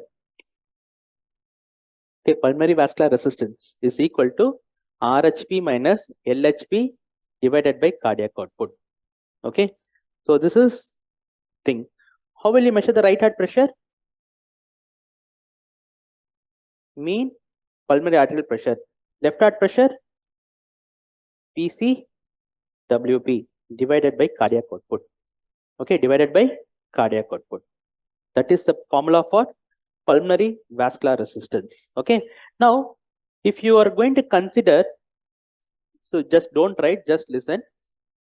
In your physics class, okay, in your physics, you would have studied one law. What is that law? Ohm's law. What is Ohm's law? V is equal to IR. Okay. Now, if you want R, then it is going to be V by I. Okay. So here the same thing happens. Here there is a resistance. Okay. And there is a voltage and the current is flowing. Okay. And we are going to use the same concept here. Okay. So whenever we use the same concept here, mean pulmonary arterial pressure is going to be the voltage at one point. PCWP is the voltage at the other point. Okay. And cardiac output is the current flowing, which is going to give you the resistance. Okay. Which is going to be called as pulmonary vascular resistance or PVR. Okay. So, இல்லையா ரெண்டு பக்கத்துல இருக்கிற voltage difference, okay, divided by the current flowing, that is cardiac output, will give you the pulmonary vascular resistance. Whenever your patient has right heart disease, what will happen to the map? MPAP increases, PCWP will be normal, cardiac output. So it will be more than 3 Wood units or less than 3 Wood units? It will be more than 3 Wood units. Okay. So in right heart disease, it will be more than 3 Wood units. Pulmonary vascular resistance will be more than 3 Wood units. Whereas if you take the left heart disease, MPAP minus increased PCWP divided by cardiac output. So what will happen to this value? This value will be less than 3 Wood units.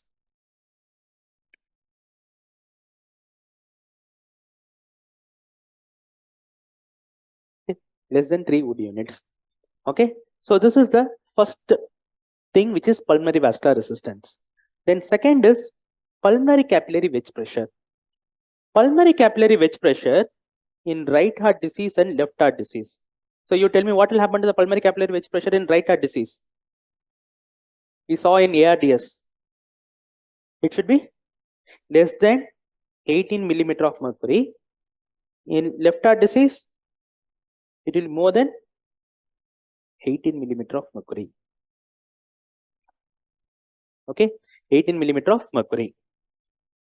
Okay, now this difference is very, very important to differentiate whether the patient is having pulmonary hypertension because of a right heart disease or left heart disease. Okay, so this is based on a classification called Dana point classification.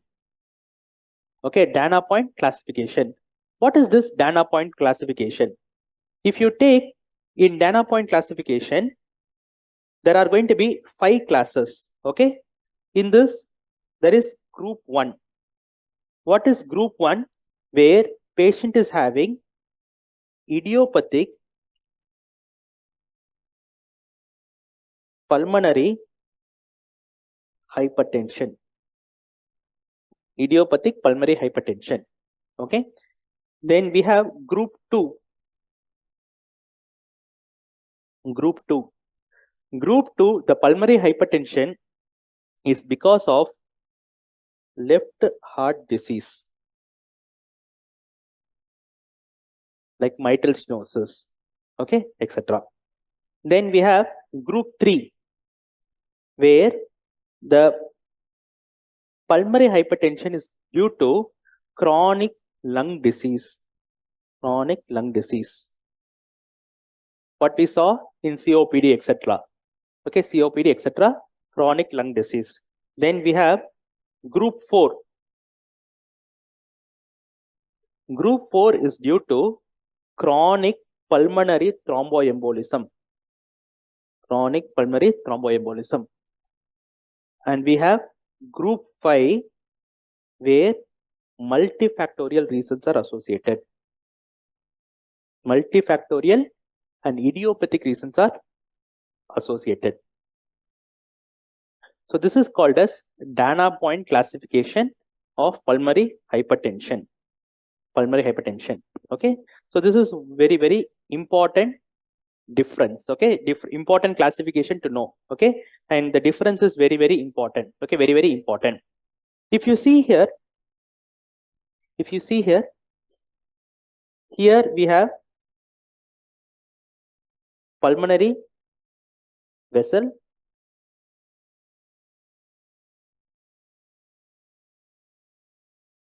like this. Okay. So here we have the pulmonary artery, and here we have the pulmonary vein. Okay. Anything which happens before the capillary is called as pre-capillary. Anything which happens after the capillary is called as post-capillary. Okay. So pre-capillary we have the lungs. Post-capillary what we have? Heart, left heart, right? இல்லையா? Purify ஆகி எங்க போகுது blood? Heart-க்கு தான் போகுது, left heart-க்கு போகுது. So it is going to be post-capillary. Anything or any condition which involves the lung or pulmonary artery is going to be pre-capillary. Understood, right? So based on this, we have Dana point classification. So in class 1, it is involvement of pulmonary artery. Okay, pulmonary artery. And this is pre-capillary or post-capillary? Pre-capillary. What will be the pulmonary vascular resistance in pre-capillary or when involves the pulmonary artery? More than 3 Wood units. What will be the PCWP? Less than 18 millimeter of mercury. Okay. What is class 2? Involves left heart disease. Right, left heart disease. Pre-capillary or post-capillary? Post-capillary. PVR will be less than 3 Wood units and PCWP will be more than 18 millimeter of mercury. What is class 3? Chronic lung disease. Class 4? Chronic pulmonary thromboembolism. Class 5? Multifactorial. Okay. All these conditions are involving lung or before the capillaries. So all these conditions are again pre-capillary. Okay. And here the PVR will be more than 3 Wood units and PCWP will be less than 18 millimeter of mercury. Okay. So basically we have two kinds of diseases, pre-capillary disease and post-capillary disease. Okay. Pre-capillary disease and post-capillary disease. Okay. So this is called Dana point classification. So first one is class 1. Okay. This class 1 involves pulmonary artery. So this is the only condition which can be called as primary pulmonary arterial hypertension. All the other conditions are pulmonary hypertension. Only this condition is primary pulmonary arterial hypertension. Okay. The reason for this pulmonary arterial hypertension is idiopathic, and it is due to mutation in a protein called bone morphogenetic protein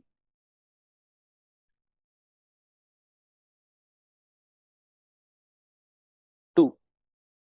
This mutation in bone morphogenetic protein will cause stimulation of TGF beta, and this TGF beta stimulation will stimulate the endothelin pathway, and it is going to cause smooth muscle proliferation.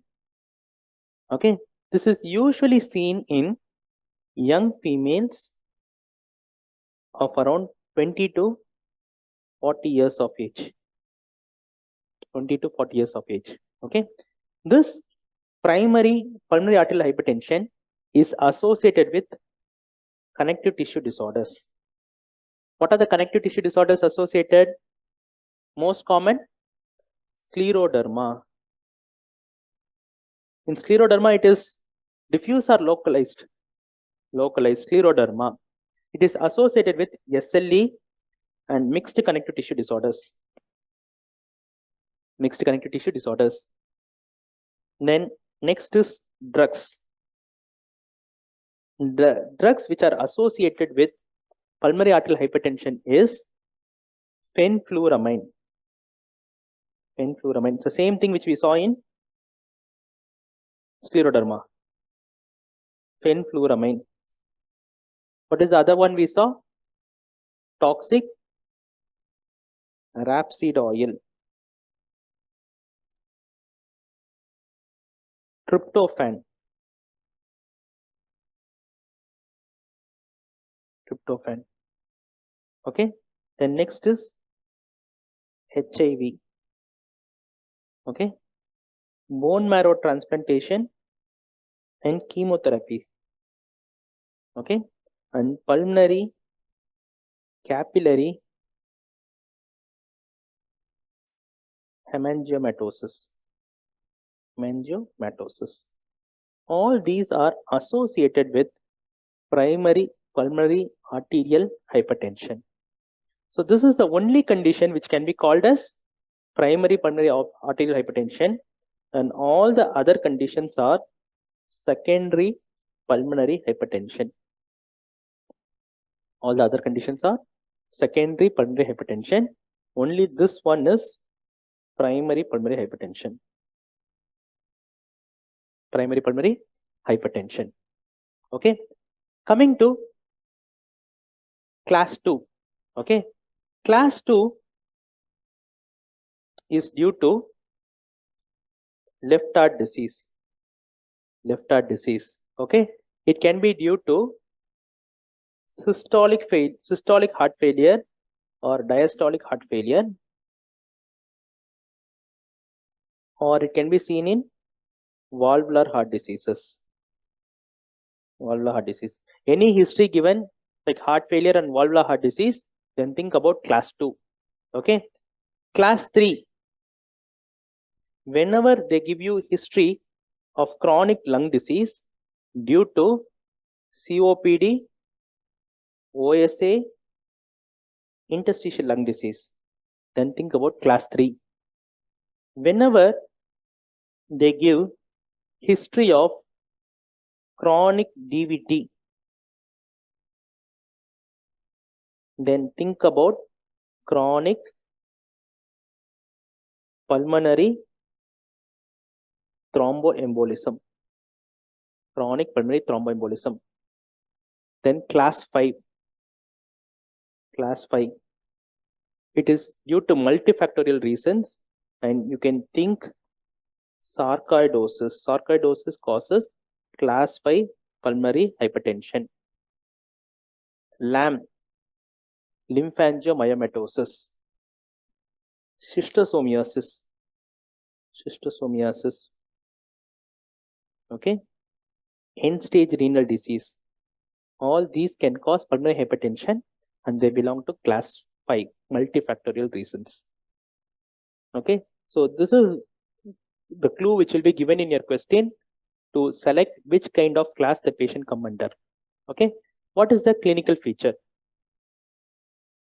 The clinical feature is going to be usually young females.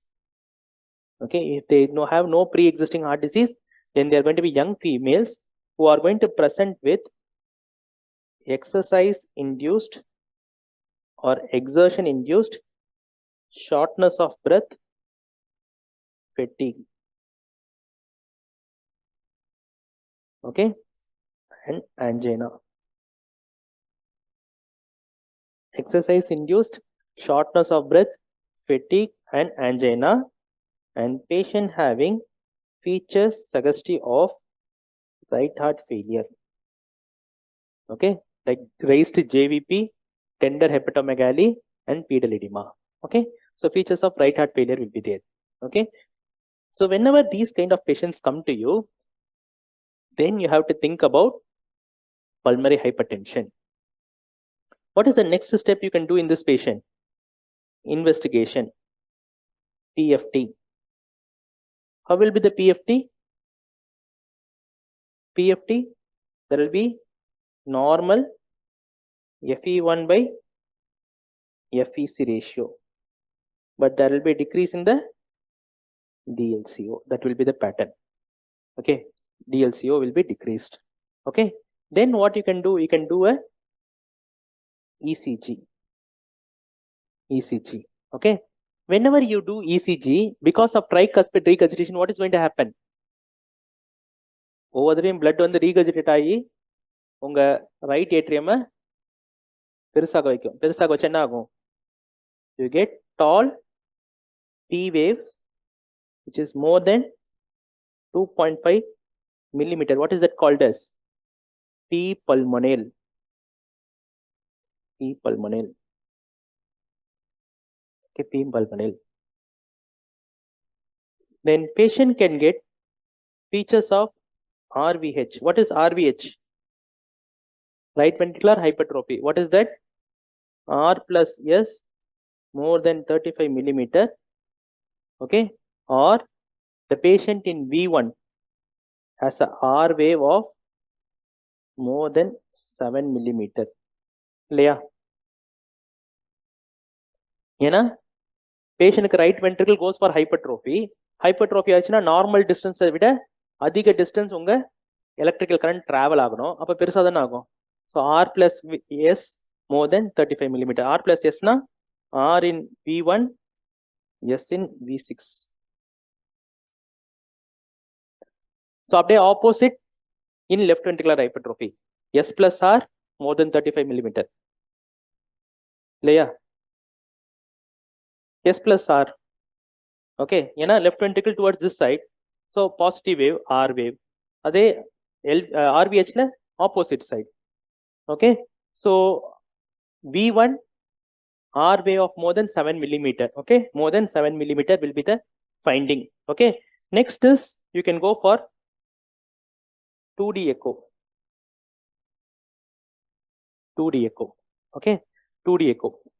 So whenever you are doing a 2D echo, so this is the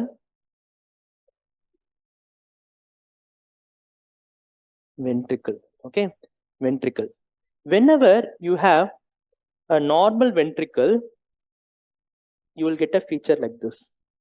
2.5 மாதிரி கிடைக்கும். Okay, அதே whenever the patient is going to develop into right ventricular failure, especially right free wall failure, what is going to happen?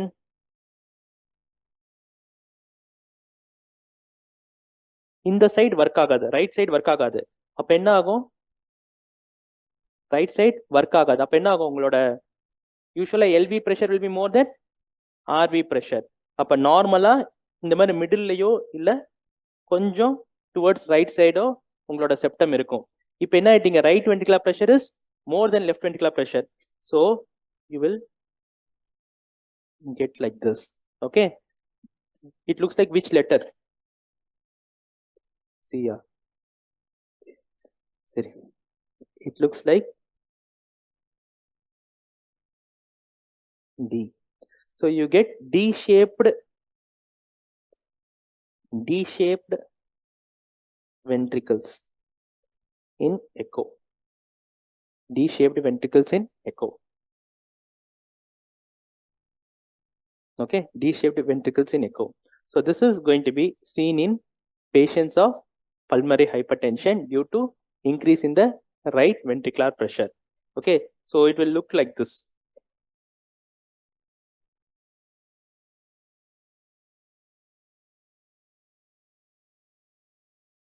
You can see Terelia. You get a D here. Okay, so this is D-shaped ventricle. Okay, D-shaped ventricle in severe pulmonary hypertension. Okay, D-shaped ventricles. Normally, almost ஒரு straight இருக்கும், போக போக இந்த மாதிரி ஆகும். Then after that, it will become like this. Okay, so this is going to be seen in patients with severe pulmonary hypertension. Okay, what is the gold standard investigation? What is the gold standard investigation? It is right heart catheterization. It's going to be right heart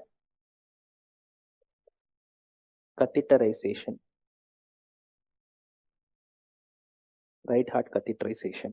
The gold standard investigation is right heart catheterization and measuring the right heart pressure and pulmonary arterial pressure.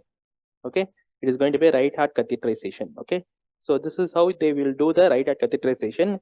Through the superior vena cava, they will enter into the right ventricle and then they will go to the pulmonary artery and they will measure the pressure. They will inflate the bulb and the bulb will inflate and give a pressure and that pressure will be measured. Okay, so it is going to be the gold standard investigation. Okay, so you will go to the right heart and through that you go to the pulmonary artery, you will measure the pulmonary arterial pressure. Okay, pulmonary arterial pressure like this.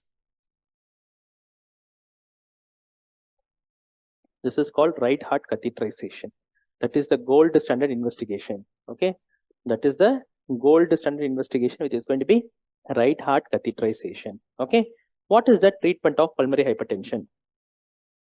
Okay, treatment is you go for initially symptomatic treatment with oxygen, diuretics and warfarin. That is the initial symptomatic treatment what you can give to the patient. Okay, if the patient is worsening, okay, then what you are going to do is you are going to give drug-based therapy. Okay, drug-based therapy. So how we are going to give drug-based therapy? As I told you previously, proendothelin will convert into endothelin. Okay, this endothelin will come and bind to two receptors. Okay, the first receptor is ETA receptor and the second receptor is ETB receptor. Okay, ETA receptor and ETB receptor. Okay, and the second one is L-arginine is getting converted to L-citrulline. Okay, here we get nitric oxide. Okay, nitric oxide. Okay, and this nitric oxide will come and bind to a pathway to stimulate cyclic GMP. Okay, and for this pathway to work, we'll have an enzyme called guanyl cyclase. Okay, and then this cyclic GMP is metabolized by phosphodiesterase 5. Okay, and the function of this cyclic GMP is to cause vasodilation and the function of endothelin is to cause vasoconstriction. Okay, and the last one is going to be prostacyclin pathway, where we have arachidonic acid. From there we have prostacyclin.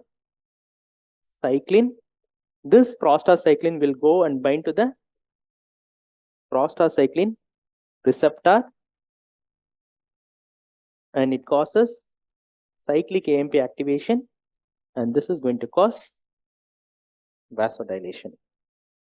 Okay, so now what I'm going to do is I am going to use a drug which is going to act on endothelin A receptor. Okay, and the drug which is going to be acting on endothelin A receptor is going to be ambrisentan. Okay, ambrisentan. Okay, next what I'm going to do is I'm going to use a drug which is going to act on both endothelin A and endothelin B. The drug which is going to act on endothelin A and endothelin B. Here we have two drugs. One drug is mesentan. The commonly used another drug is bosentan. Okay, bosentan. Then I am going to use a drug which is going to go and stimulate the guanylyl cyclase and increase the cyclic GMP activity. What is the drug? Riociguat.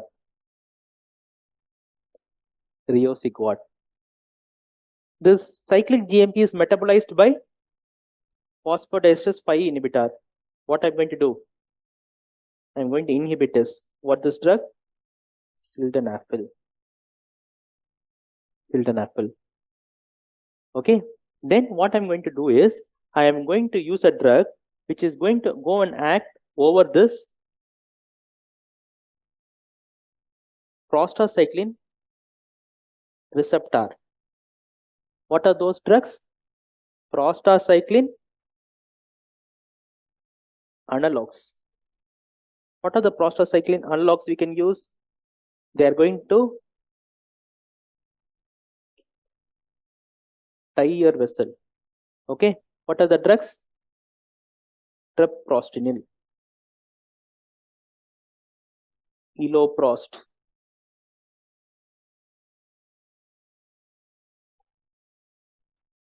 eprostinol. Okay, and this is a prostacyclin analog, and we have another drug which is going to be prostacyclin receptor agonist. Prostacyclin receptor agonist. This is a newer drug introduced in 2018 actually, and the drug is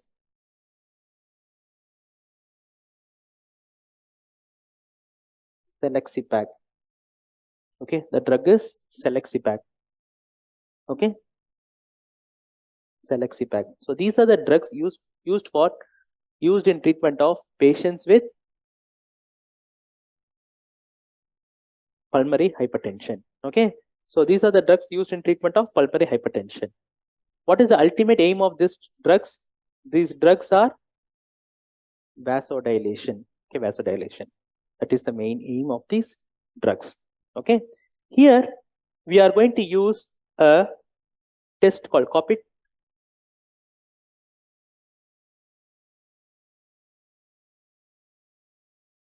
So here we are going to do a test called vasoreactive testing. Okay, vasoreactive testing. Okay, so again this vasoreactive testing was asked in INICET. Okay, last May INICET vasoreactive testing. Okay, vasoreactive testing. Okay, what you are going to do is you are going to give a short acting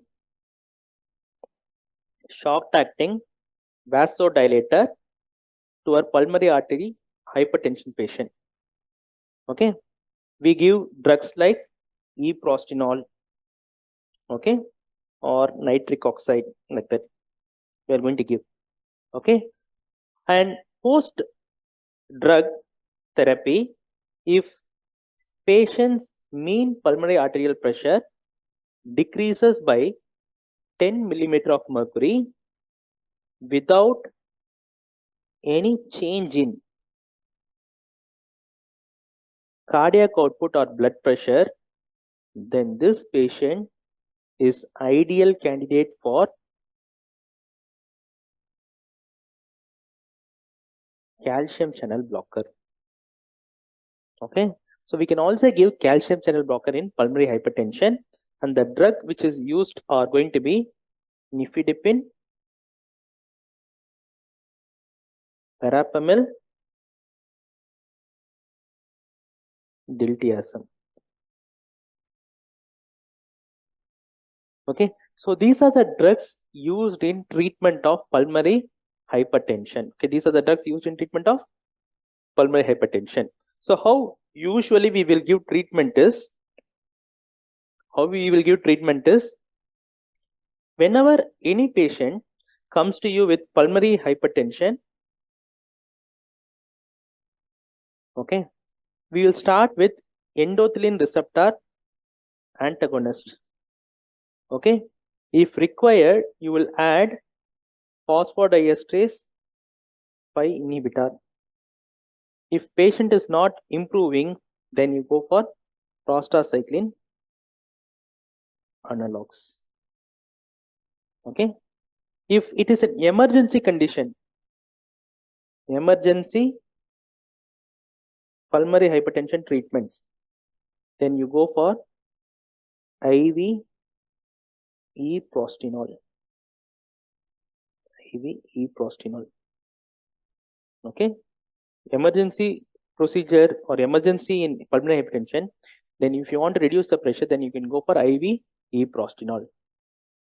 Okay, so these are the treatment options available for treating a patient with pulmonary hypertension. Okay, pulmonary hypertension. So if you see, I go here, what are the drugs used here? Calcium channel blockers, nifedipine, verapamil, diltiazem. Endothelin receptor antagonist, mesentan, ambrisentan, bosentan. In that, ambrisentan is ETA selective.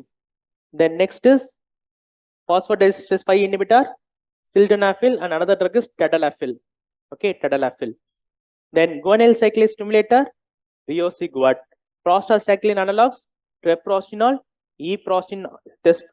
teprostenol, iloprost, eprostenol. Prostacyclin receptor agonist, selexipag. Okay, so these are the drugs available for treatment of pulmonary hypertension. Okay, so with this we are finishing pulmonary hypertension. So next is pneumothorax. So I will give you 3 minutes break. If you want to go to the restroom, you can go and come back. Okay, because we have 2 topics to finish. Okay. So if you receive or if you get in your exam any X-ray like this, where the X-ray on one side shows bronchovesicular markings and other side it does not show any bronchovesicular markings like this. Okay, then it indicates it is a case of pneumothorax. Okay, so straightforward, you can see a double line. Whenever you get a double shadow, then it is going to be pneumothorax. Okay, so pneumothorax is one important emergency which has to be attended, or patient has to be treated immediately. Okay, so here if you take pneumothorax, there are 2 types of pneumothorax. Okay, one is spontaneous pneumothorax, another one is traumatic pneumothorax. Okay, if you take spontaneous pneumothorax, it is going to have 2 types, primary spontaneous and secondary spontaneous. Okay, in primary spontaneous, usually the patient will be young, healthy individual, young, healthy, tall, male patient. Okay, male patient. Okay, he will not have any history of underlying lung disease. Okay, underlying lung disease. But only thing is they will give history of smoking. Okay, and what happens here in these patients, if you take the lung, there will be subpleural blips, small thinning out of the covering of the lung. Okay, and this subpleural blip ruptures to cause pneumothorax. So they are going to have subpleural blips. Okay, which leads to pneumothorax. Subpleural blips. Okay, now if you see here, if you see in this one, I'll show you, then you can try. So usually they will have subpleural blips like this. Okay, so this is a blip, this is a blip, this is a blip, and these blips will rupture to cause pneumothorax. And usually the question will be young, tall, smoking individual male patient. That will be the history, typical history which will be given.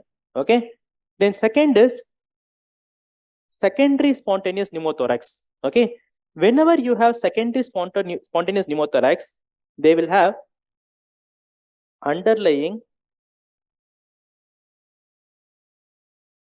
lung disease. Underlying lung disease. So how the patient is going to have, or what is the presentation is, if this is the chest of the patient, heart, lung. Okay, so these patients are going to have cavity, thin-walled cavities, thin-walled cavities,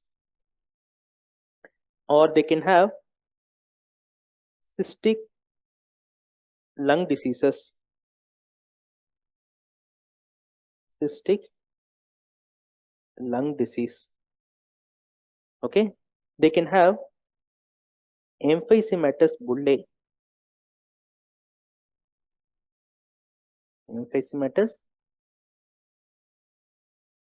bullae.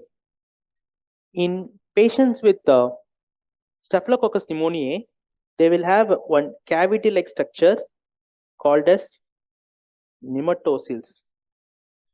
Nematocele is present.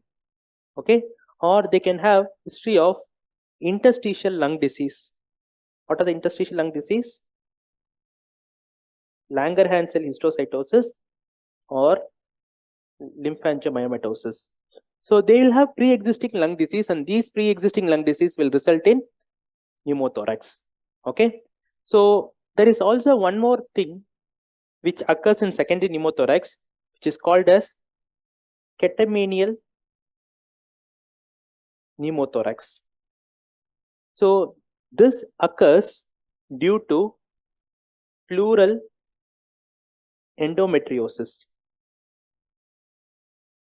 So because of this, what is going to happen is the patient within 24 to 72 hours of menstruation, they will have pneumothorax. Okay, then it is going to be catamenial pneumothorax. That is also secondary spontaneous pneumothorax. Then coming to traumatic. Whenever there is a trauma, the trauma can be iatrogenic trauma or non-iatrogenic trauma. Iatrogenic trauma is usually seen because of any procedure.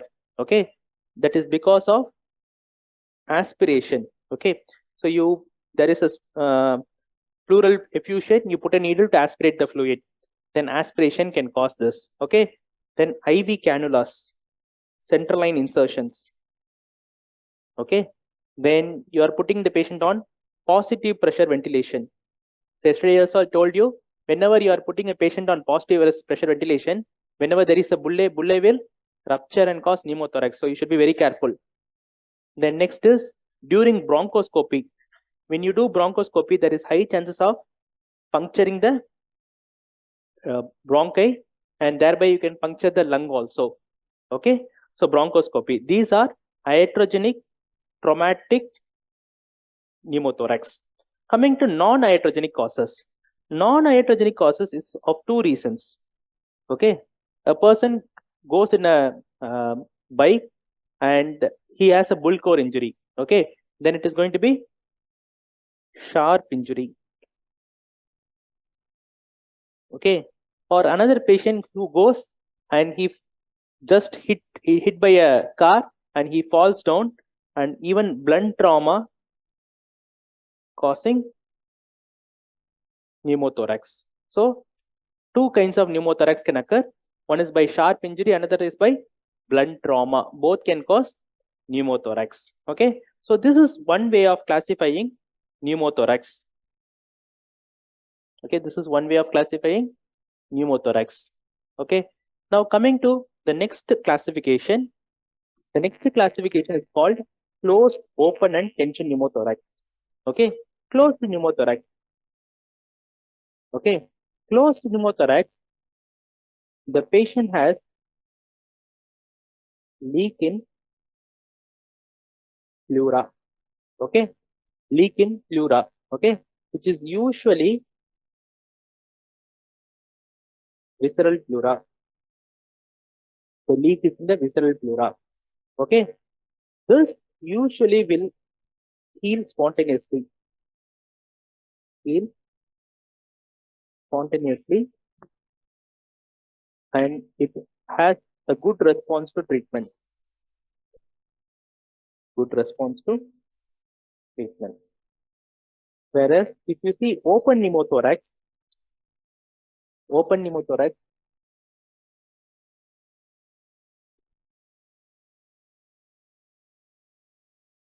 even the projector doesn't mention it.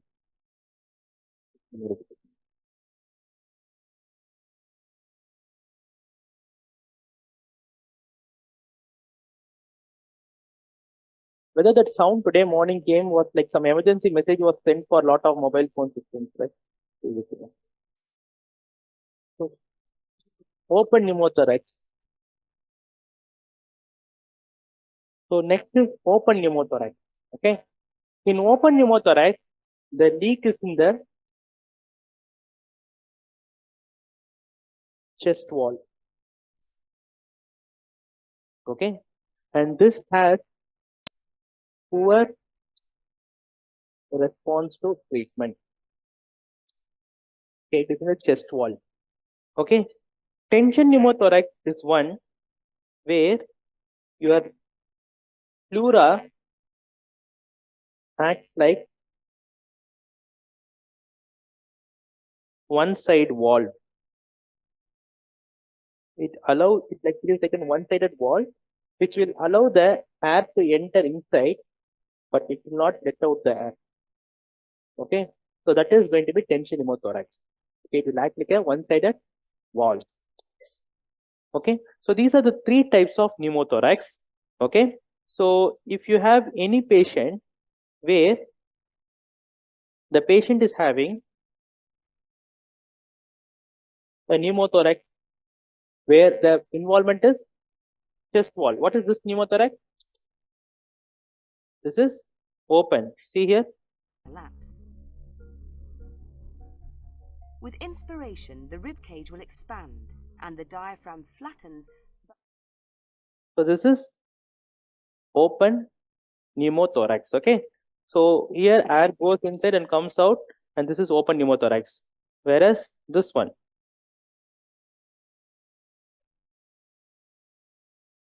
the newborn baby being put on ventilator, for example. So where is the lesion here? It is in the visceral pleura. When visceral pleura has a small nick or a rent, what is going to happen? The air is going to enter into the pleural cavity, but it will have good response to treatment. Good response to treatment. Okay, and this is called as closed pneumothorax. Okay, whereas when your lung behaves like a one-sided wall where air will only enter and it will not go out, then it is going to be tension pneumothorax. Okay, tension pneumothorax. So these is the three types of pneumothorax what you can develop in patients with any kind of injury. Okay, so what is the clinical feature? Okay, the clinical feature depends on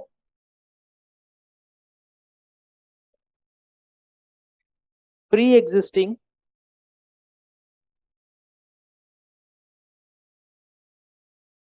lung status. Okay, it depends upon the size of pneumothorax and pleural pressure. Pleural pressure. Okay, so it depends upon the pre-existing lung status, size of the pneumothorax, and pleural Based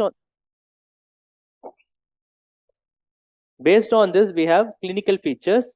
The clinical features can be called as PT thorax. Okay, what is this PT thorax? The patient will have pleuritic type of chest pain. Okay, there will be tracheal deviation. Tracheal deviation. On percussion, there will be hyper resonant note. Okay, and usually the history will be sudden onset. Okay, and the patient will have reduced breath sounds, or sometimes even absent breath sounds, and patient will have absent VF and VR, vocal frequency and vocal resonance. Okay, and if you do a X-ray, the X-ray will show absence of bronchovesicular markings. Okay, and these patients will have coin test positive.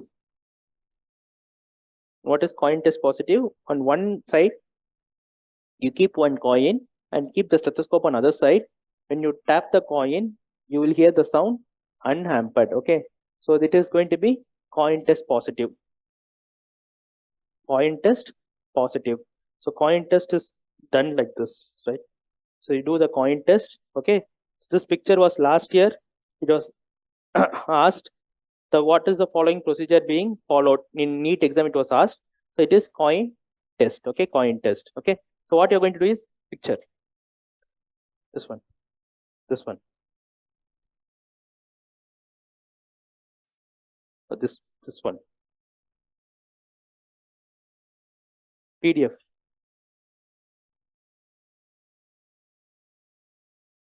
These are clinical features. Okay, that one. Okay, this one.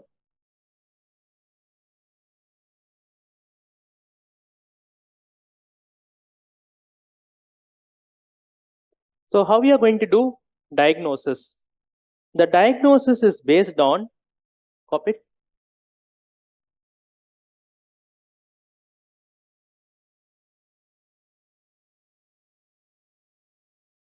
The diagnosis is based on chest X-ray. Okay, the initial part of diagnosis is based on chest X-ray. Okay, in chest X-ray, how will you take an X-ray is, you will take PA view or AP view or lateral view, but the best view is lateral view.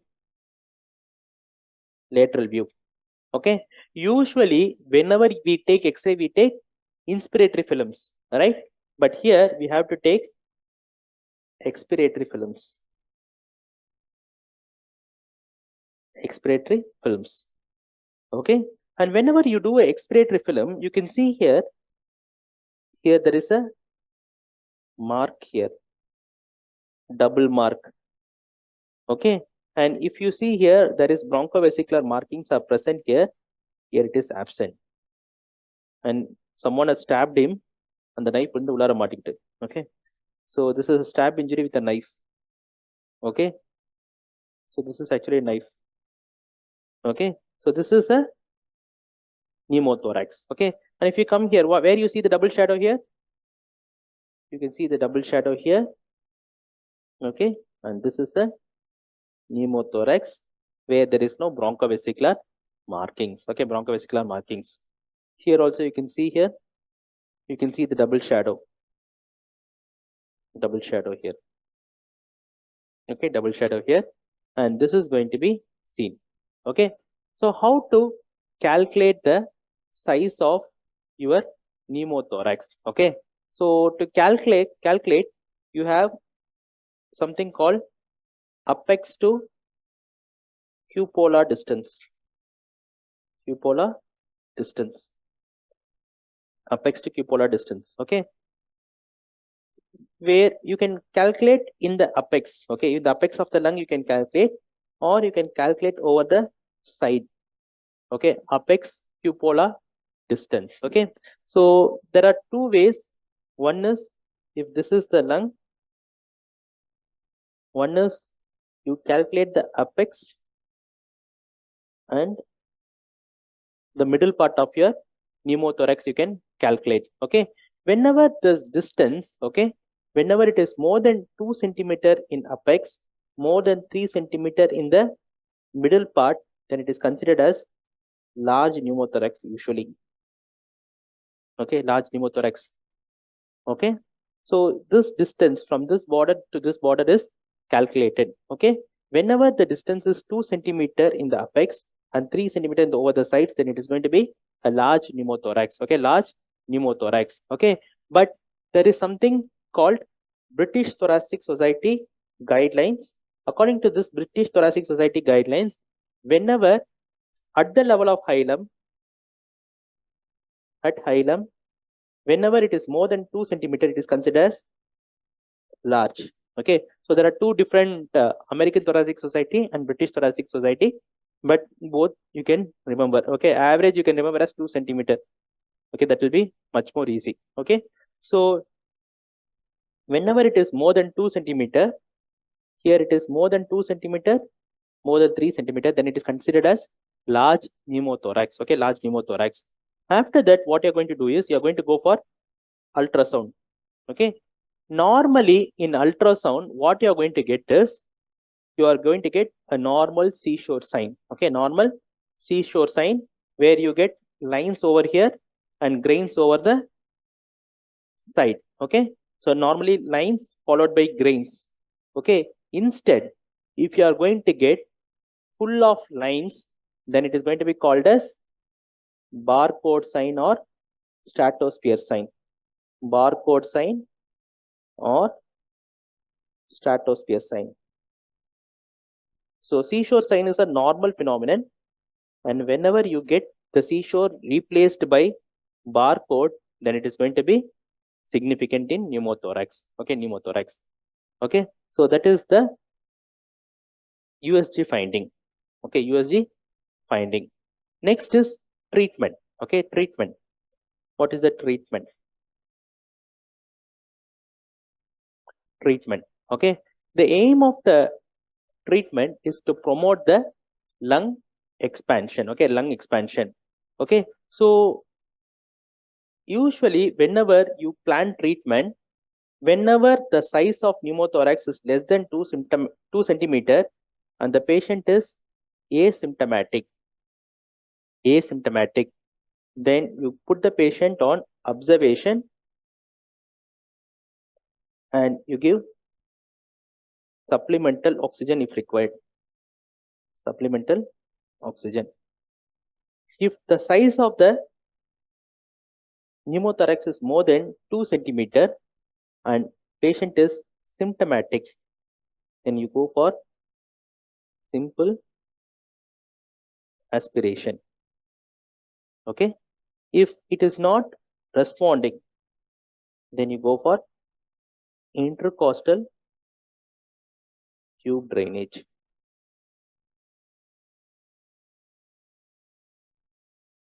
If there is an air leak for more than 48 hours, air leak for more than 48 hours, then you have to go for VATS. VATS is video assisted thoracoscopy.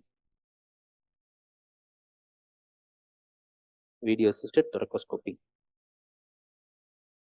Okay, this is the treatment for pneumothorax. Okay, pneumothorax. This is the treatment for pneumothorax, and this is again an important thing. Okay, so here we have a method of assessing the patient with pneumothorax. Okay, where what you're going to do is you're going to see what kind of pneumothorax it is. Okay, so patient is a confirmed case of pneumothorax on chest X-ray. Okay, patient has pre-existing lung disease, age more than 50 years. Okay, both will be considered. Okay, whenever the patient has no pre-existing lung disease and patient is having no history of smoking, then he is considered as primary pneumothorax.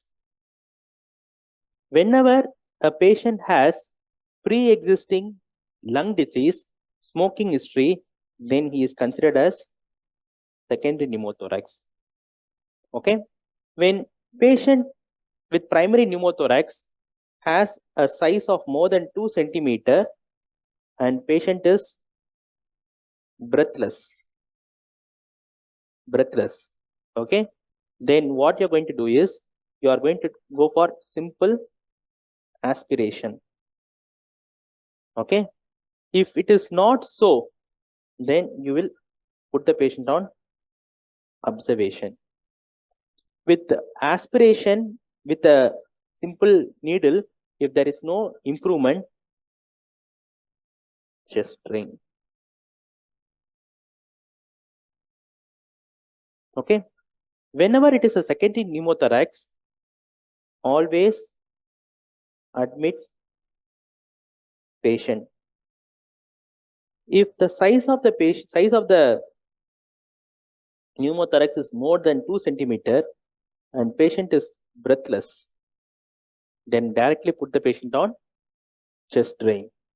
If patient size of the pneumothorax is less than 2 centimeter or patient is not breathless or comfortable, then patient should be kept under observation for more than 24 hours. Okay, for more than 24 hours. Okay, so this is one flow chart which if the history is given. A patient is a known case of pre-existing lung disease, comes to hospital, then you are going to select this site. A patient present to hospital with sudden history of breathlessness, being a non-smoker, patient has pleuritic type of chest pain, this way. Okay, and size of the pneumothorax 2 centimeter, breathless. That is the two consideration you are going to take into account. Okay, take into account. Okay, so this is where you will put the tube. Okay, and this is called as triangle of safety. Okay, triangle of safety. Last year anatomy question. Okay, triangle of safety, neat question. Okay, the triangle of safety is bounded by base of axilla, lateral edge of latissimus dorsi, lateral edge of pectoralis major, and fifth intercostal space. Okay, if anywhere in between, if you are going to put a needle, then it will not cause any kind of iatrogenic injury. Okay, so this is called as triangle of safety. Base of the axilla, fifth intercostal space, pectoralis major, latissimus dorsi. Okay, so that is called as triangle of safety. Okay, triangle of safety. Okay, so if I have, I'll show you just.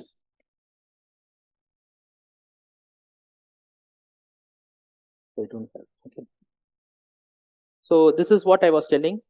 Okay, so different thoracic society tells differently. Okay, so for your understanding, you keep it as more than 2 centimeter. Okay, more than 2 centimeter. Okay, so this is one way.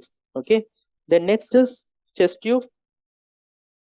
So you will go in the fifth intercostal space. This is the triangle of safety.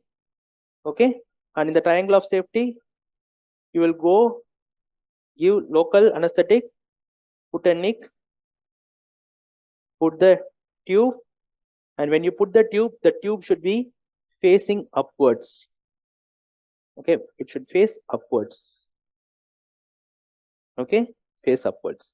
Okay, so this is how you will put a tube, and the tube will face upwards. Okay, so this is the procedure to put a chest tube. Okay, this is the procedure to put chest tube. Okay, so this is triangle of safety. Okay, and next is we are going to do VATS. What is VATS? Video assisted thoracoscope. Okay, so what you're going to do is this is a cavity of pleural space. You can see here. What is here? Full of air. Okay, so here air is there. You puncture and you can see the air. Lung is not expanding. Okay, So why this is not expanding? What kind of pneumothorax patient is having? So there is a pre-existing lung disease. So it is a secondary spontaneous pneumothorax. Okay. So you go and what they're doing? They're doing bullectomy or lung volume reduction surgery. They are doing, and then they see it is the patient still has pneumothorax, and what they are doing? They are stripping the pleura, and this is called as decortication procedure. I will tell you this. Okay, this is called as decortication procedure, where they will strip off the pleura. Once they strip off the pleura, what will happen to the lung? You can see the lung now expanding. Okay, this is what we do in video assisted thoracoscopy. Okay, video assisted thoracoscopy.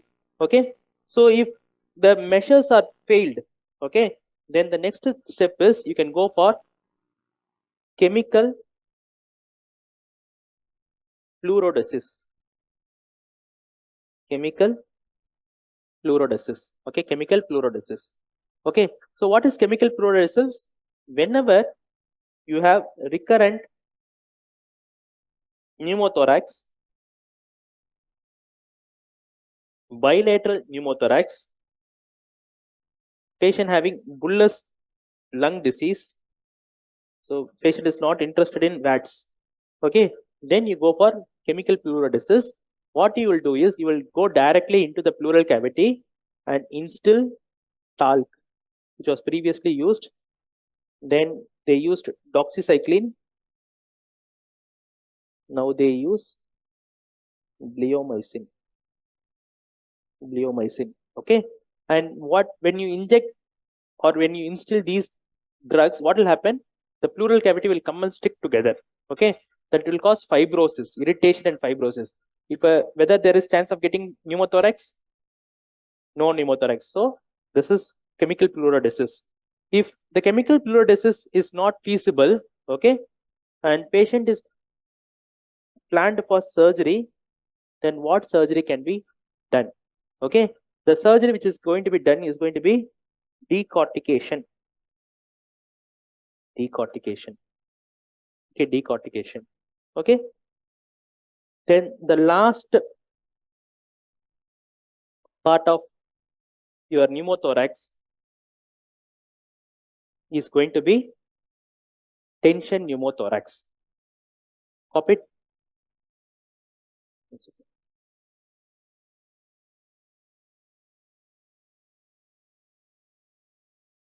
Copy it. So the last part of discussion is going to be tension pneumothorax. Okay, tension pneumothorax. Okay, what is tension pneumothorax? Your pleural cavity is getting filled with air, and it is going to be acting like a one-sided wall. Okay, this is a whatever you call medical or surgical emergency. Okay, whenever your hair fills the pleural cavity, what is going to happen is the jugular vein will be getting compressed. So there will be JVP, which is raised non-pulsatile. Okay, trachea will be deviated to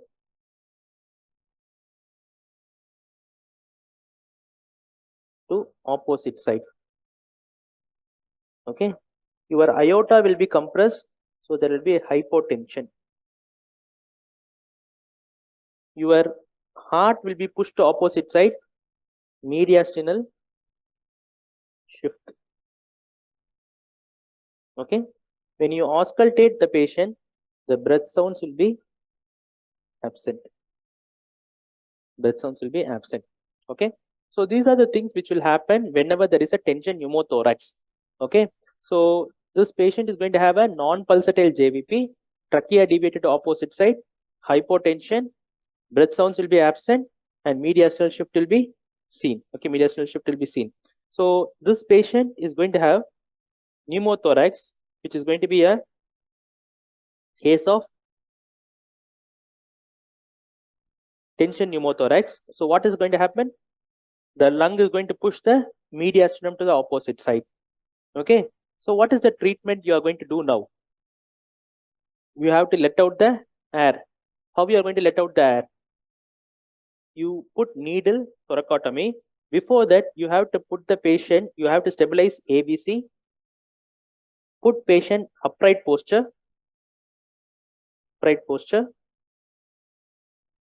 and give 100% oxygen, because whenever you have air, this air will absorb the air. Okay, so 100% oxygen, because this increases reabsorption.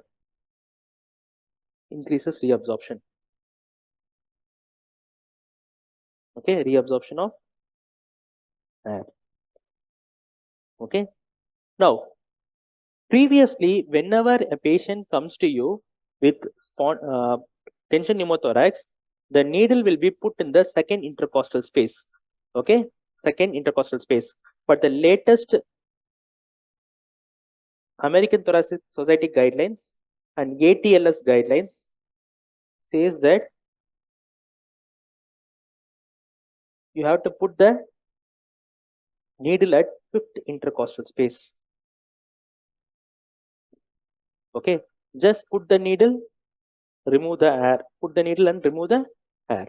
Okay, so this is according to the latest ATLS guidelines.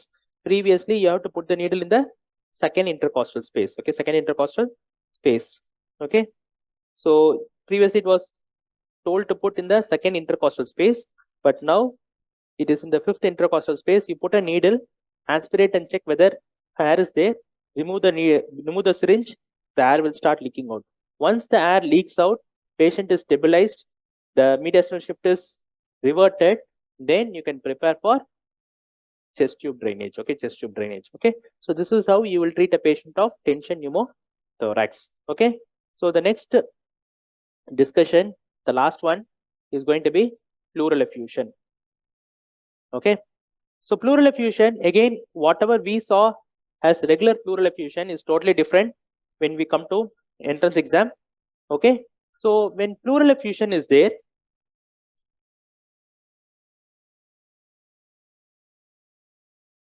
okay, it is going to be accumulation of the fluid in the pleural cavity. Usually pleural fluid is produced by pleura, is parietal pleura. Parietal pleura is the one which is going to produce the pleural fluid, and usually it will be reabsorbed by lymphatics. Whenever there is a infection, there will be overactive parietal pleura which start producing secretions. Whenever tumor is there, there will be lymphatic obstructions, so the pleural fluid cannot be reabsorbed. So this is going to cause pleural effusion. Okay, here we have a criteria called Light's criteria. Okay, what is Light's criteria? Light's criteria is pleural fluid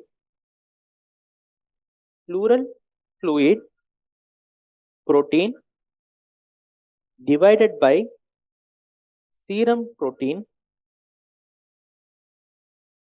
greater than 0.5. Okay, greater than 0.5.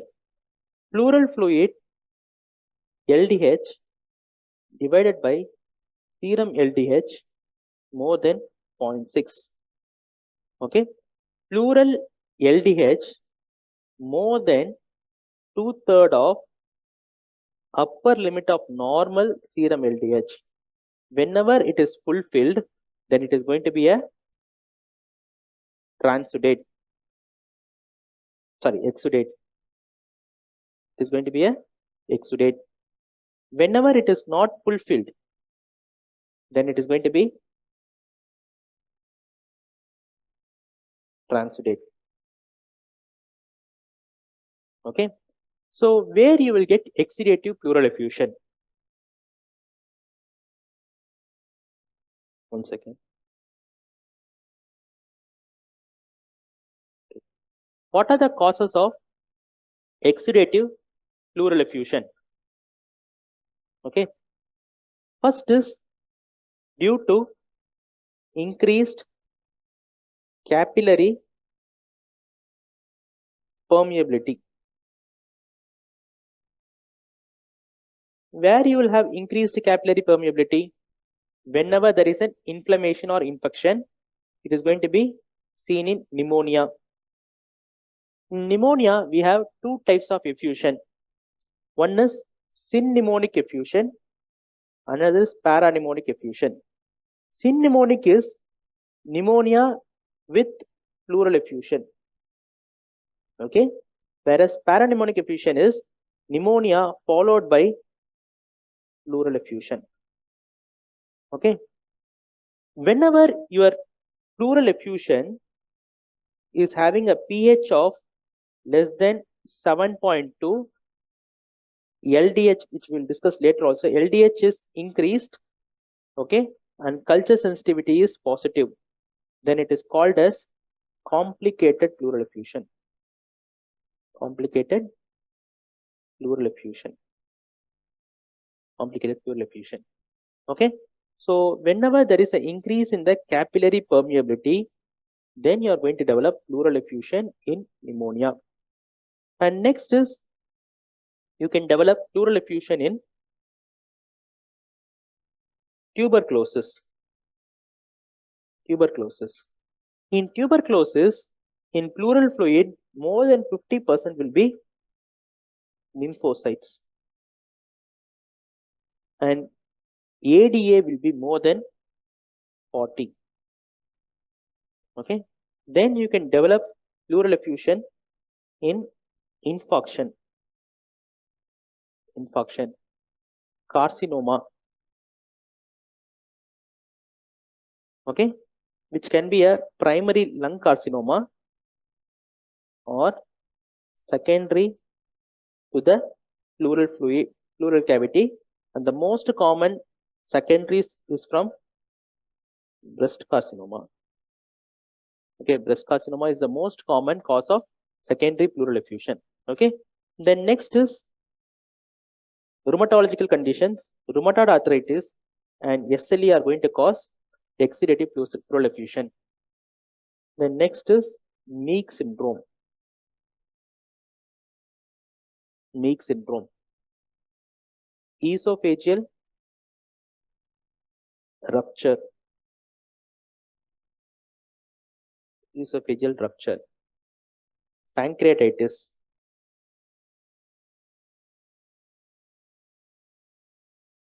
Any abdominal abscess. All these can cause exudative pleural effusion. Exudative pleural effusion. Okay. So all these are causes of exudative pleural effusion. Coming to transudative pleural effusion.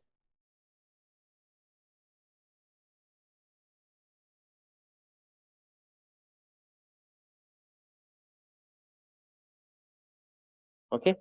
In transudative pleural effusion, the first reason is increase in hydrostatic pressure, okay, or decrease in oncotic pressure. Okay, where it will be seen in hydrostatic pressure is increased means in CCF, okay, or any volume overload condition. Any volume overload condition. Okay, in cirrhosis liver, there is going to be decrease in the protein. In nephrotic syndrome, then malabsorption syndromes, in hypothyroidism.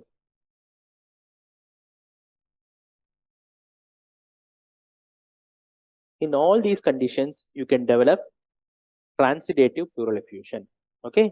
Apart from this, you can develop transudative pleural effusion in a condition where your heart is having thickening. Okay. When this thickening is a calcification of more than 4 millimeter, then it is called as constrictive pericarditis. Constrictive pericarditis. In constrictive pericarditis, you can develop transudative pleural effusion. Okay, calcification of the pericardium of more than 4 millimeter. Okay, so that is going to be called as constrictive pericarditis. Then next is urinothorax. What is urinothorax? Whenever you do any catheter-based procedure, you rupture the ureter. Okay, what will happen? The urine will enter into the abdominal cavity, from there into the thorax. That is called as urinothorax, where the pleural fluid, glucose, will be 0. Okay, and pleural fluid, creat, divided by serum creat, will be more than 1. Pleural fluid creat by serum creat will be more than 1. Okay, that is going to be urinothorax. Okay, urinothorax. Okay, so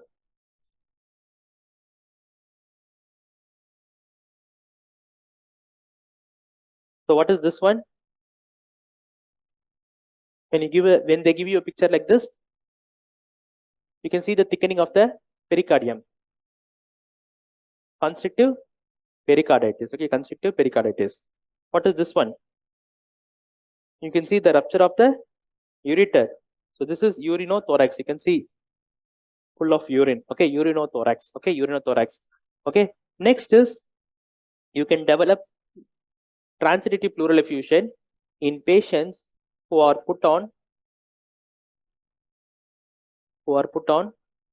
peritoneal dialysis. Peritoneal dialysis. Okay, peritoneal dialysis also can develop transitive pleural effusion. Okay, so here this is very, very important thing. Okay, very, very important thing. Okay, then here we have another one criteria called as Hefner's criteria. So transitive criteria, usually Wright's criteria is asked several times, so they are not going to ask further. Okay, so here in Hefner's criteria, they are going to use pleural fluid protein. Okay, then next is pleural fluid cholesterol. Okay, pleural fluid LDH. Okay, pleural fluid protein more than 2.9 milligram per deciliter. Pleural fluid cholesterol more than 45 milligram per deciliter. When pleural fluid LDH is more than 45% of upper limit of normal serum LDH. If it is fulfilled, then it is going to be exudative pleural effusion. Okay, so here we have 3 things. CPL. Okay, one is cholesterol, protein, LDH. Okay, 3 things. Cholesterol, protein, and LDH. Okay, 3 components are there in Hefner's criteria. Then next question which is asked in exam is, copy it. Next question which is asked in exam is right-sided pleural effusion, left-sided pleural effusion. Whenever you have right pleural effusion, you have to think about congestive heart failure, CKD, chronic liver disease. Okay, apart from this, right subdiaphragmatic abscess.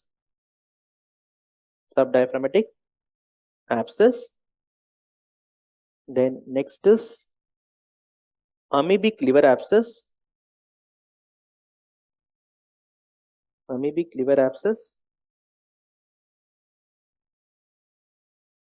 Then Meek syndrome.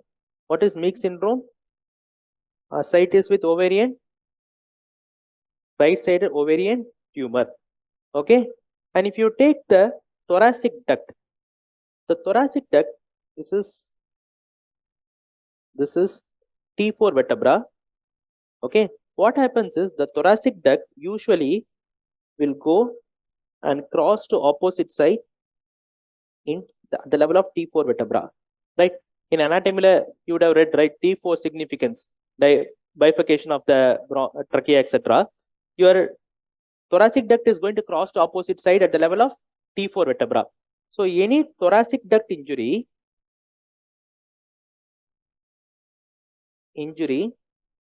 below T5 vertebra is going to cause right-sided pleural effusion. Right-sided pleural effusion. So these are the causes of right-sided pleural effusion. Coming to left-sided pleural effusion. In left-side pleural effusion, usually it occurs in pericardial inflammation. Pericardial inflammation. What is that? In post-MI patients, Dressler syndrome. Okay, it occurs in esophageal rupture. Esophageal rupture. Pancreatitis will cause left-sided pleural effusion. Okay, and for unknown reason, rheumatoid arthritis will cause more of left-sided pleural effusion. Rheumatoid arthritis is going to cause left-sided pleural effusion. Okay, and thoracic duct injury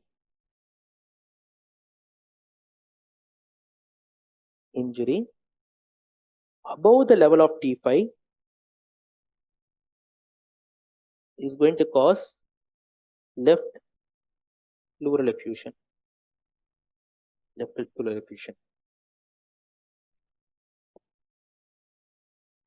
Okay, so these are the causes for right side and left sided pleural effusion. And one more important thing in pleural effusion is they will give a pleural fluid content. Okay, and if it is given pleural fluid contains high amylase.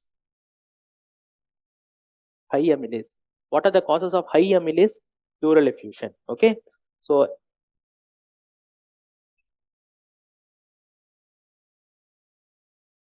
pancreatitis, esophageal rupture, and malignancy. These three conditions are associated with high amylase pleural effusion. High amylase pleural effusion. Next is low glucose pleural effusion. Whenever you have low glucose, we have two reasons. One, it should be infection, another should be malignancy, right? So whenever you have bacterial infection, you will have low glucose pleural effusion. Malignancy, we will have low glucose pleural effusion because both are going to eat the glucose. But one condition, okay, one odd man out here. Who is the odd man out? Very good. Rheumatoid arthritis. Rheumatoid arthritis is going to have very low glucose pleural effusion. Okay, so pleural fluid glucose will be less than 40 actually here. Here less than 60, less than 60. So they're going to have very low glucose pleural effusion. Then next is increased eosinophils in pleural effusion. Whenever your pleural fluid eosinophil content is more than 10%, then it is going to be significant. Okay, when this will occur, whenever your pleural cavity contains air, blood, and parasite. Okay, so here air means it is seen in pneumothorax patient whenever there is a minimal collection with air, whenever there is hemothorax, okay, pneumothorax and hydropneumothorax. Okay, parasitic infection, Churg-Strauss syndrome, asbestosis. We will have increased eosinophil count. Okay, then drug-induced pleural effusion. Okay, again This is this year NEET question. Okay, so all of the following causes pleural effusion except was asked in this year NEET question, and the drugs are D and B. DAM. Okay, so the drugs are dantrolene, nitrofurantoin,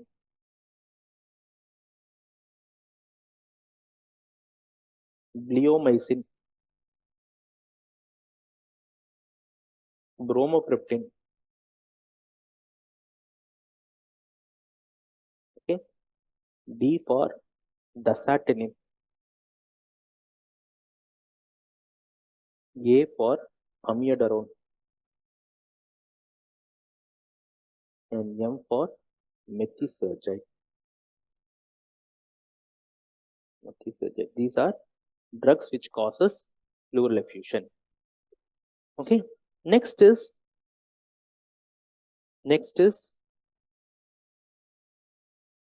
chylous pleural effusion. Okay, chylous pleural effusion. So here we have two pleural effusions, which are chylous pleural effusion and pseudochylous pleural effusion, and both the pleural effusion will be like this only. Both the pleural effusion will be like this only. Both will be milky white in color. Okay, you cannot differentiate what is what. Okay, so if you take the pleural fluid, this is because of the collection in the pleural cavity. When you aspirate and see, you get a milky white color like this. Okay, and what is this pleural effusion? It can be chylous pleural effusion or pseudochylous pleural effusion. Chylous pleural effusion is usually seen in thoracic duct injury. Thoracic duct injury. Okay, and you can also see in tumors. Okay, which involves the lymphatics. Then you can develop chylous pleural effusion. So whenever you have a chylous pleural effusion, you have to measure CTG. In chylous, you have to measure triglyceride.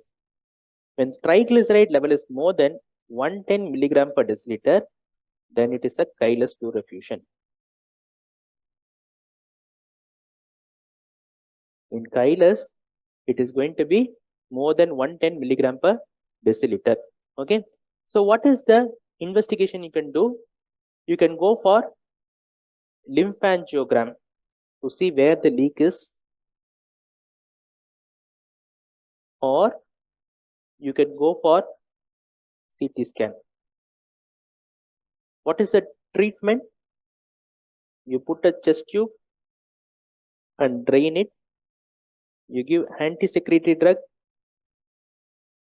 octreotide, and you can also add medium chain fatty acid in the diet. Medium chain fatty acid in the diet. Whereas pseudochylous pleural effusion, it is seen more commonly in tuberculosis and rheumatoid arthritis, where the pleural fluid, even though it looks white in color, contains high cholesterol. High cholesterol. Okay, so the pleural fluid will contain cholesterol, which is going to be more than 250 milligram per deciliter. Pleural fluid cholesterol will be more than 250 milligram per deciliter. Treatment is treat the cause. Treat the cause. Okay, so this is very, very important difference to note. Okay, pseudochylous and chylous pleural effusion. The next one is going to be hemothorax. Hemothorax. What is hemothorax? Collection of blood in the pleural cavity. Okay, so how to confirm it as a hemothorax? Whenever the hematocrit of pleural fluid is more than 50% of serum hematocrit. For example, if patient hematocrit is around 30, serum hematocrit, and pleural fluid hematocrit is 17, 18, then it indicates patient is having hemothorax. Okay, there are a lot of causes for hemothorax. It can be seen in trauma, tuberculosis, malignancy, aortic dissection in coagulopathies. So any condition can cause hemothorax. Okay. So the treatment for hemothorax is chest tube drainage. Chest tube drain. When you will put chest tube drain? Okay. So this is also INICET question. Last December INICET question. Chest tube drainage. Whenever the collection of blood in the pleural cavity is more than 1500 ml. Okay. Or the bleeding occurs at a rate of 200 ml per hour, or there is going to be collection of 100 ml of blood in 15 minutes. Okay. So whenever this is happening, you have to put a chest tube. Okay. So whenever the total collection is around 1500 ml, or whenever there is going to be a collection of more than 200 ml per hour, or whenever the collection occurs within 15 minutes 100 ml, then it is going to be significant. The next is TB pleural effusion. TB pleural effusion is the common thing which we get in our hospital, and this TB pleural effusion is not because of the TB bacilli entering into the pleural cavity. It is because of hypersensitivity reaction to the Mycobacterium tuberculosis protein. Okay. If you see the patient has WBC count increased, cell count will be increased, and it is going to be lymphocytic predominant. Okay. It can have hemorrhage also. The ADA in TB pleural fluid will be more than 40, and you can also check for interferon gamma level. So interferon gamma is, again, whenever your T cells are going and acting in a cell, it will release interferon gamma, and it is going to be more than 140. Okay. Then you can go for diagnosis as TB pleural effusion, and pleural fluid is a poor yield for AFB bacilli. Okay. So what is the best investigation is, you can go for pleural biopsy. Okay. Pleural biopsy gives 90% yield in diagnosis. So the best investigation is pleural biopsy. Okay. Pleural biopsy. Okay. So this is the characteristics of TB pleural effusion. What is this one? Copy it. What is this one? You see a structure like this. Okay. This is called split pleura. Split pleura. The split pleura is usually seen in empyema. Empyema. Whenever there is a pus in the pleural cavity, you will get split pleura. Okay. So clinical features, you all know.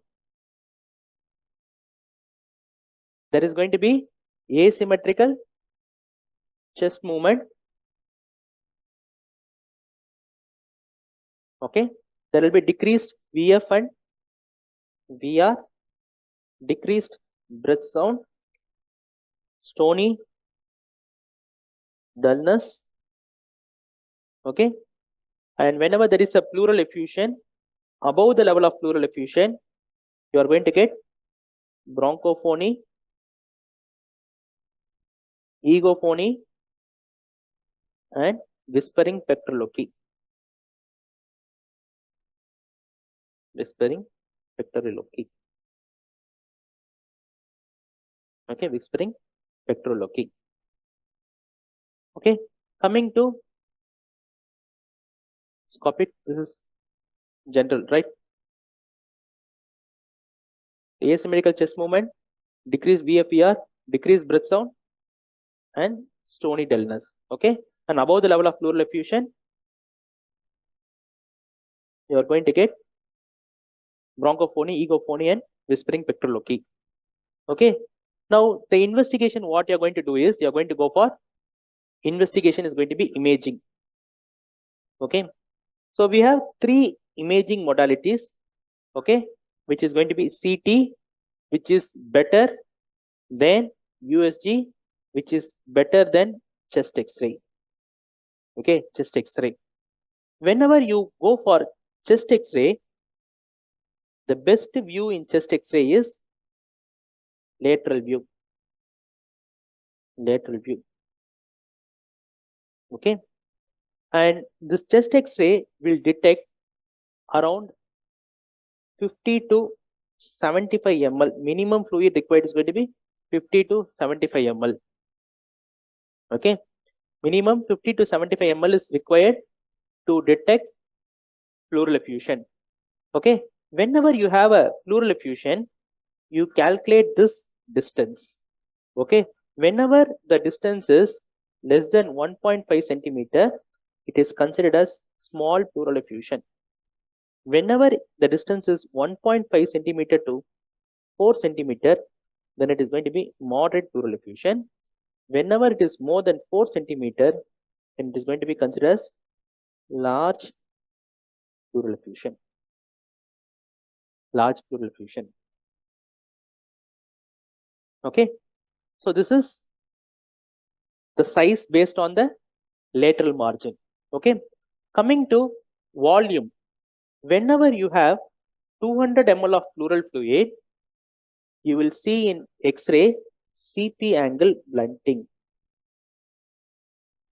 Whenever CP angle blunting is there, it means that there is around 200 ml of pleural fluid. CP angle blunting.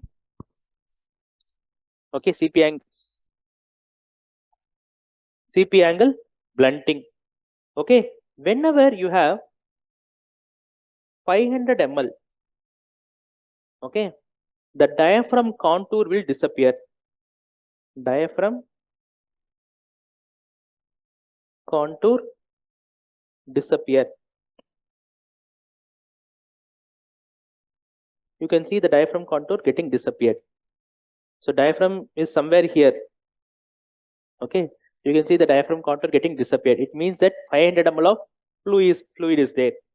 Whenever you have 1000 ml of pleural fluid, you will get meniscus sign, or it is also called as golden S sign.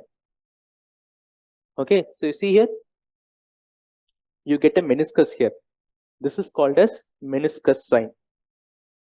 This is called as meniscus sign. Okay, and in patients, you also get one indentation in the X-ray. Okay, where you will get a elevation like this. Okay, elevation like this in X-ray, and this is called as Mount of Gibraltar sign. Mount of Gibraltar sign. Mount of Gibraltar sign. Okay, so this is called as Mount of Gibraltar sign. Okay, so if you take an X-ray, and in the X-ray what happens? You get like this. What is this called as? Mount of Gibraltar sign. Mount of Gibraltar sign. Okay, so this is the X-ray finding in patients with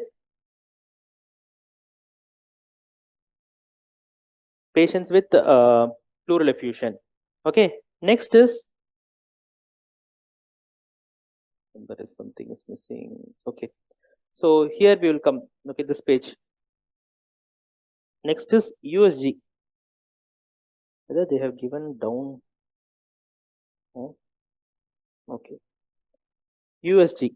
Okay, so USG in radiology, they told about USG of pleural effusion.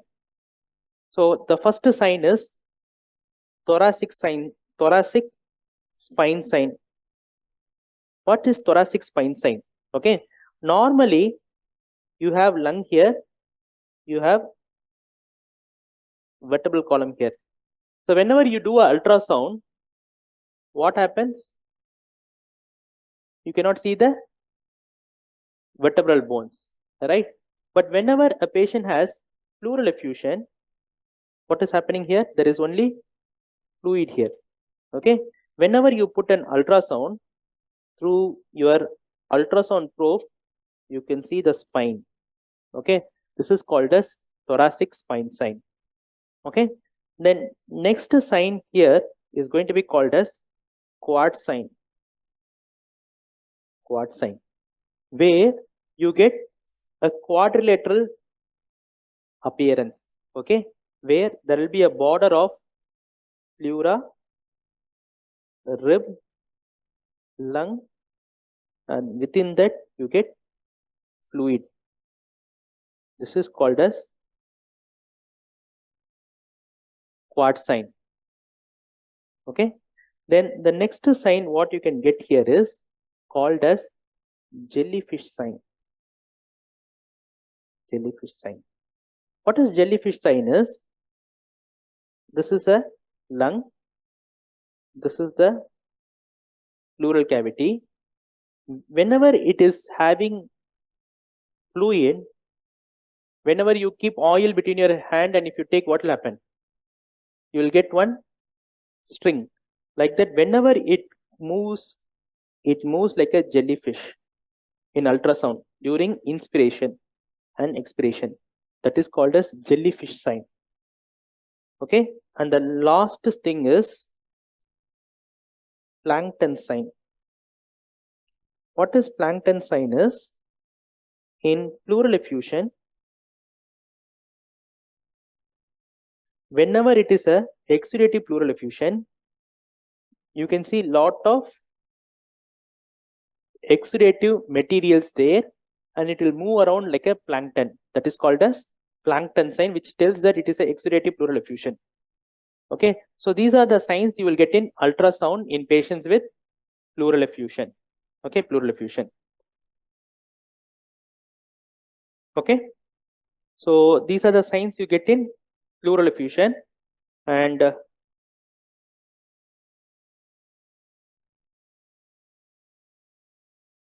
what is this one? You see the pleural fluid and you see the spine here. What is this called? Thoracic spine sign. This is when you see in ultrasound, you can see the quad sign very well. What is this one? Jellyfish sign. It will look like, so this one, the lung, when it touches the pleural fluid, it will look like a jellyfish is moving. And what is this one? Plankton sign. Okay, you can see lot of small particles moving. That is called as plankton sign. Okay, so what is the treatment of pleural effusion? Treatment is thoracocentesis. Thoracocentesis.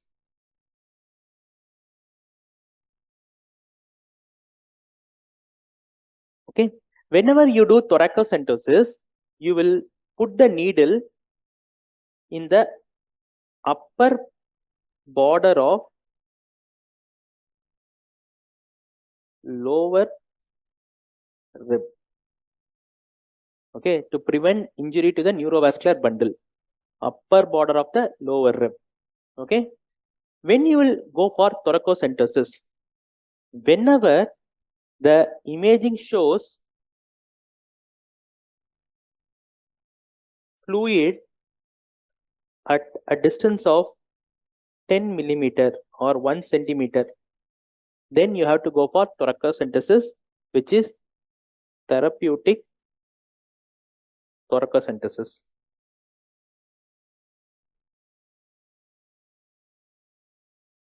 Okay, whenever the distance is 10 millimeter, then you will go for therapeutic thoracocentesis. Okay, if you are planning for chest tube, what is the indication for chest tube? Whenever you have loculated pleural effusion, then you have to put chest tube. Whenever the pleural fluid pH is less than 7.20, pleural fluid, glucose less than 60, pleural fluid content is gram stain and culture sensitive positive, or whenever you have pus in pleural space. Okay, then what this indicates? Complicated pleural effusion. And whenever you have a complicated pleural effusion, definitely you have to put chest tube. When you will remove the tube, okay, whenever if the drain is less than 300 to 100 ml per day, then you will remove the tube. Okay, or if adequate lung expansion is seen, then you will remove the tube.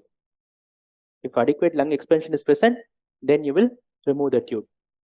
Okay, so this is when you will put a chest tube, and this is when you will remove a chest tube in pleural effusion. Okay, so whenever you have a pleural effusion, copy it. Whenever you have pleural effusion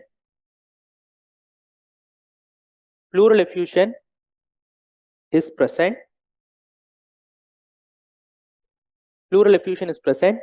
You have to go for a diagnostic tamping. Sampling is done. Okay, if the sampling is showing purulent pleural effusion, then you put ICD. Whenever it is non-purulent, clear, okay, send for culture sensitivity and gram staining. If culture sensitivity and gram staining shows positive infection, ICD. Whenever it is non-purulent, you check for the pH. pH is less than 7.2, then it is going to be complicated pleural effusion. Then you put a ICD. Whenever your pH is more than 7.2, it is a simple pleural effusion. ICD not required. So you can even follow this steps. Okay, so any patient, whenever patient have pleural effusion, you see the color. Okay, and based on color, if it is going to be pus like, directly ICD. If it is not pus, then send for gram staining and culture sensitivity. If it is positive, ICD. If it is not sent for gram stain or culture sensitivity, check for pH. pH is less than 7.2, put tube. The same thing will be given in the question. Question nichema they will give pH. Based on pH, you are going to put chest tube or not. Okay, so this is the thing. Whenever it recurs, what you are going to do? You go for chemical fluoridesis. Even with chemical fluoridesis, if the patient is not improving, then what you are going to go for? Decortication. Okay, decortication. So this is about pleural effusion. Okay, so with this we are finishing respiratory medicine. So one thing is pending, right? Cystic fibrosis. Okay, so whoever wants to attend cystic fibrosis can sit. If you have already attended, you leave, or else we will do it as a 1 hour session. You talk to, you inform sir, we will do 1 hour session. Okay, so pneumonia, meningitis, HIV, COVID, these 4 things will be a separate session on November 2nd, I think so. Which one? Sarcoidosis. Okay, sarcoidosis also that day I will take. Okay, it's 45 minutes only, sarcoidosis. Okay, so these are the November 2, they have a session on infections. So these infections will be pneumonia, meningitis, COVID, HIV will be covered on that day. Okay, it's an online session, I think so. Okay, so study well. Okay, so don't waste your precious time. Do test regularly. Okay, and every day practice minimum 50 questions. Okay, all the very best.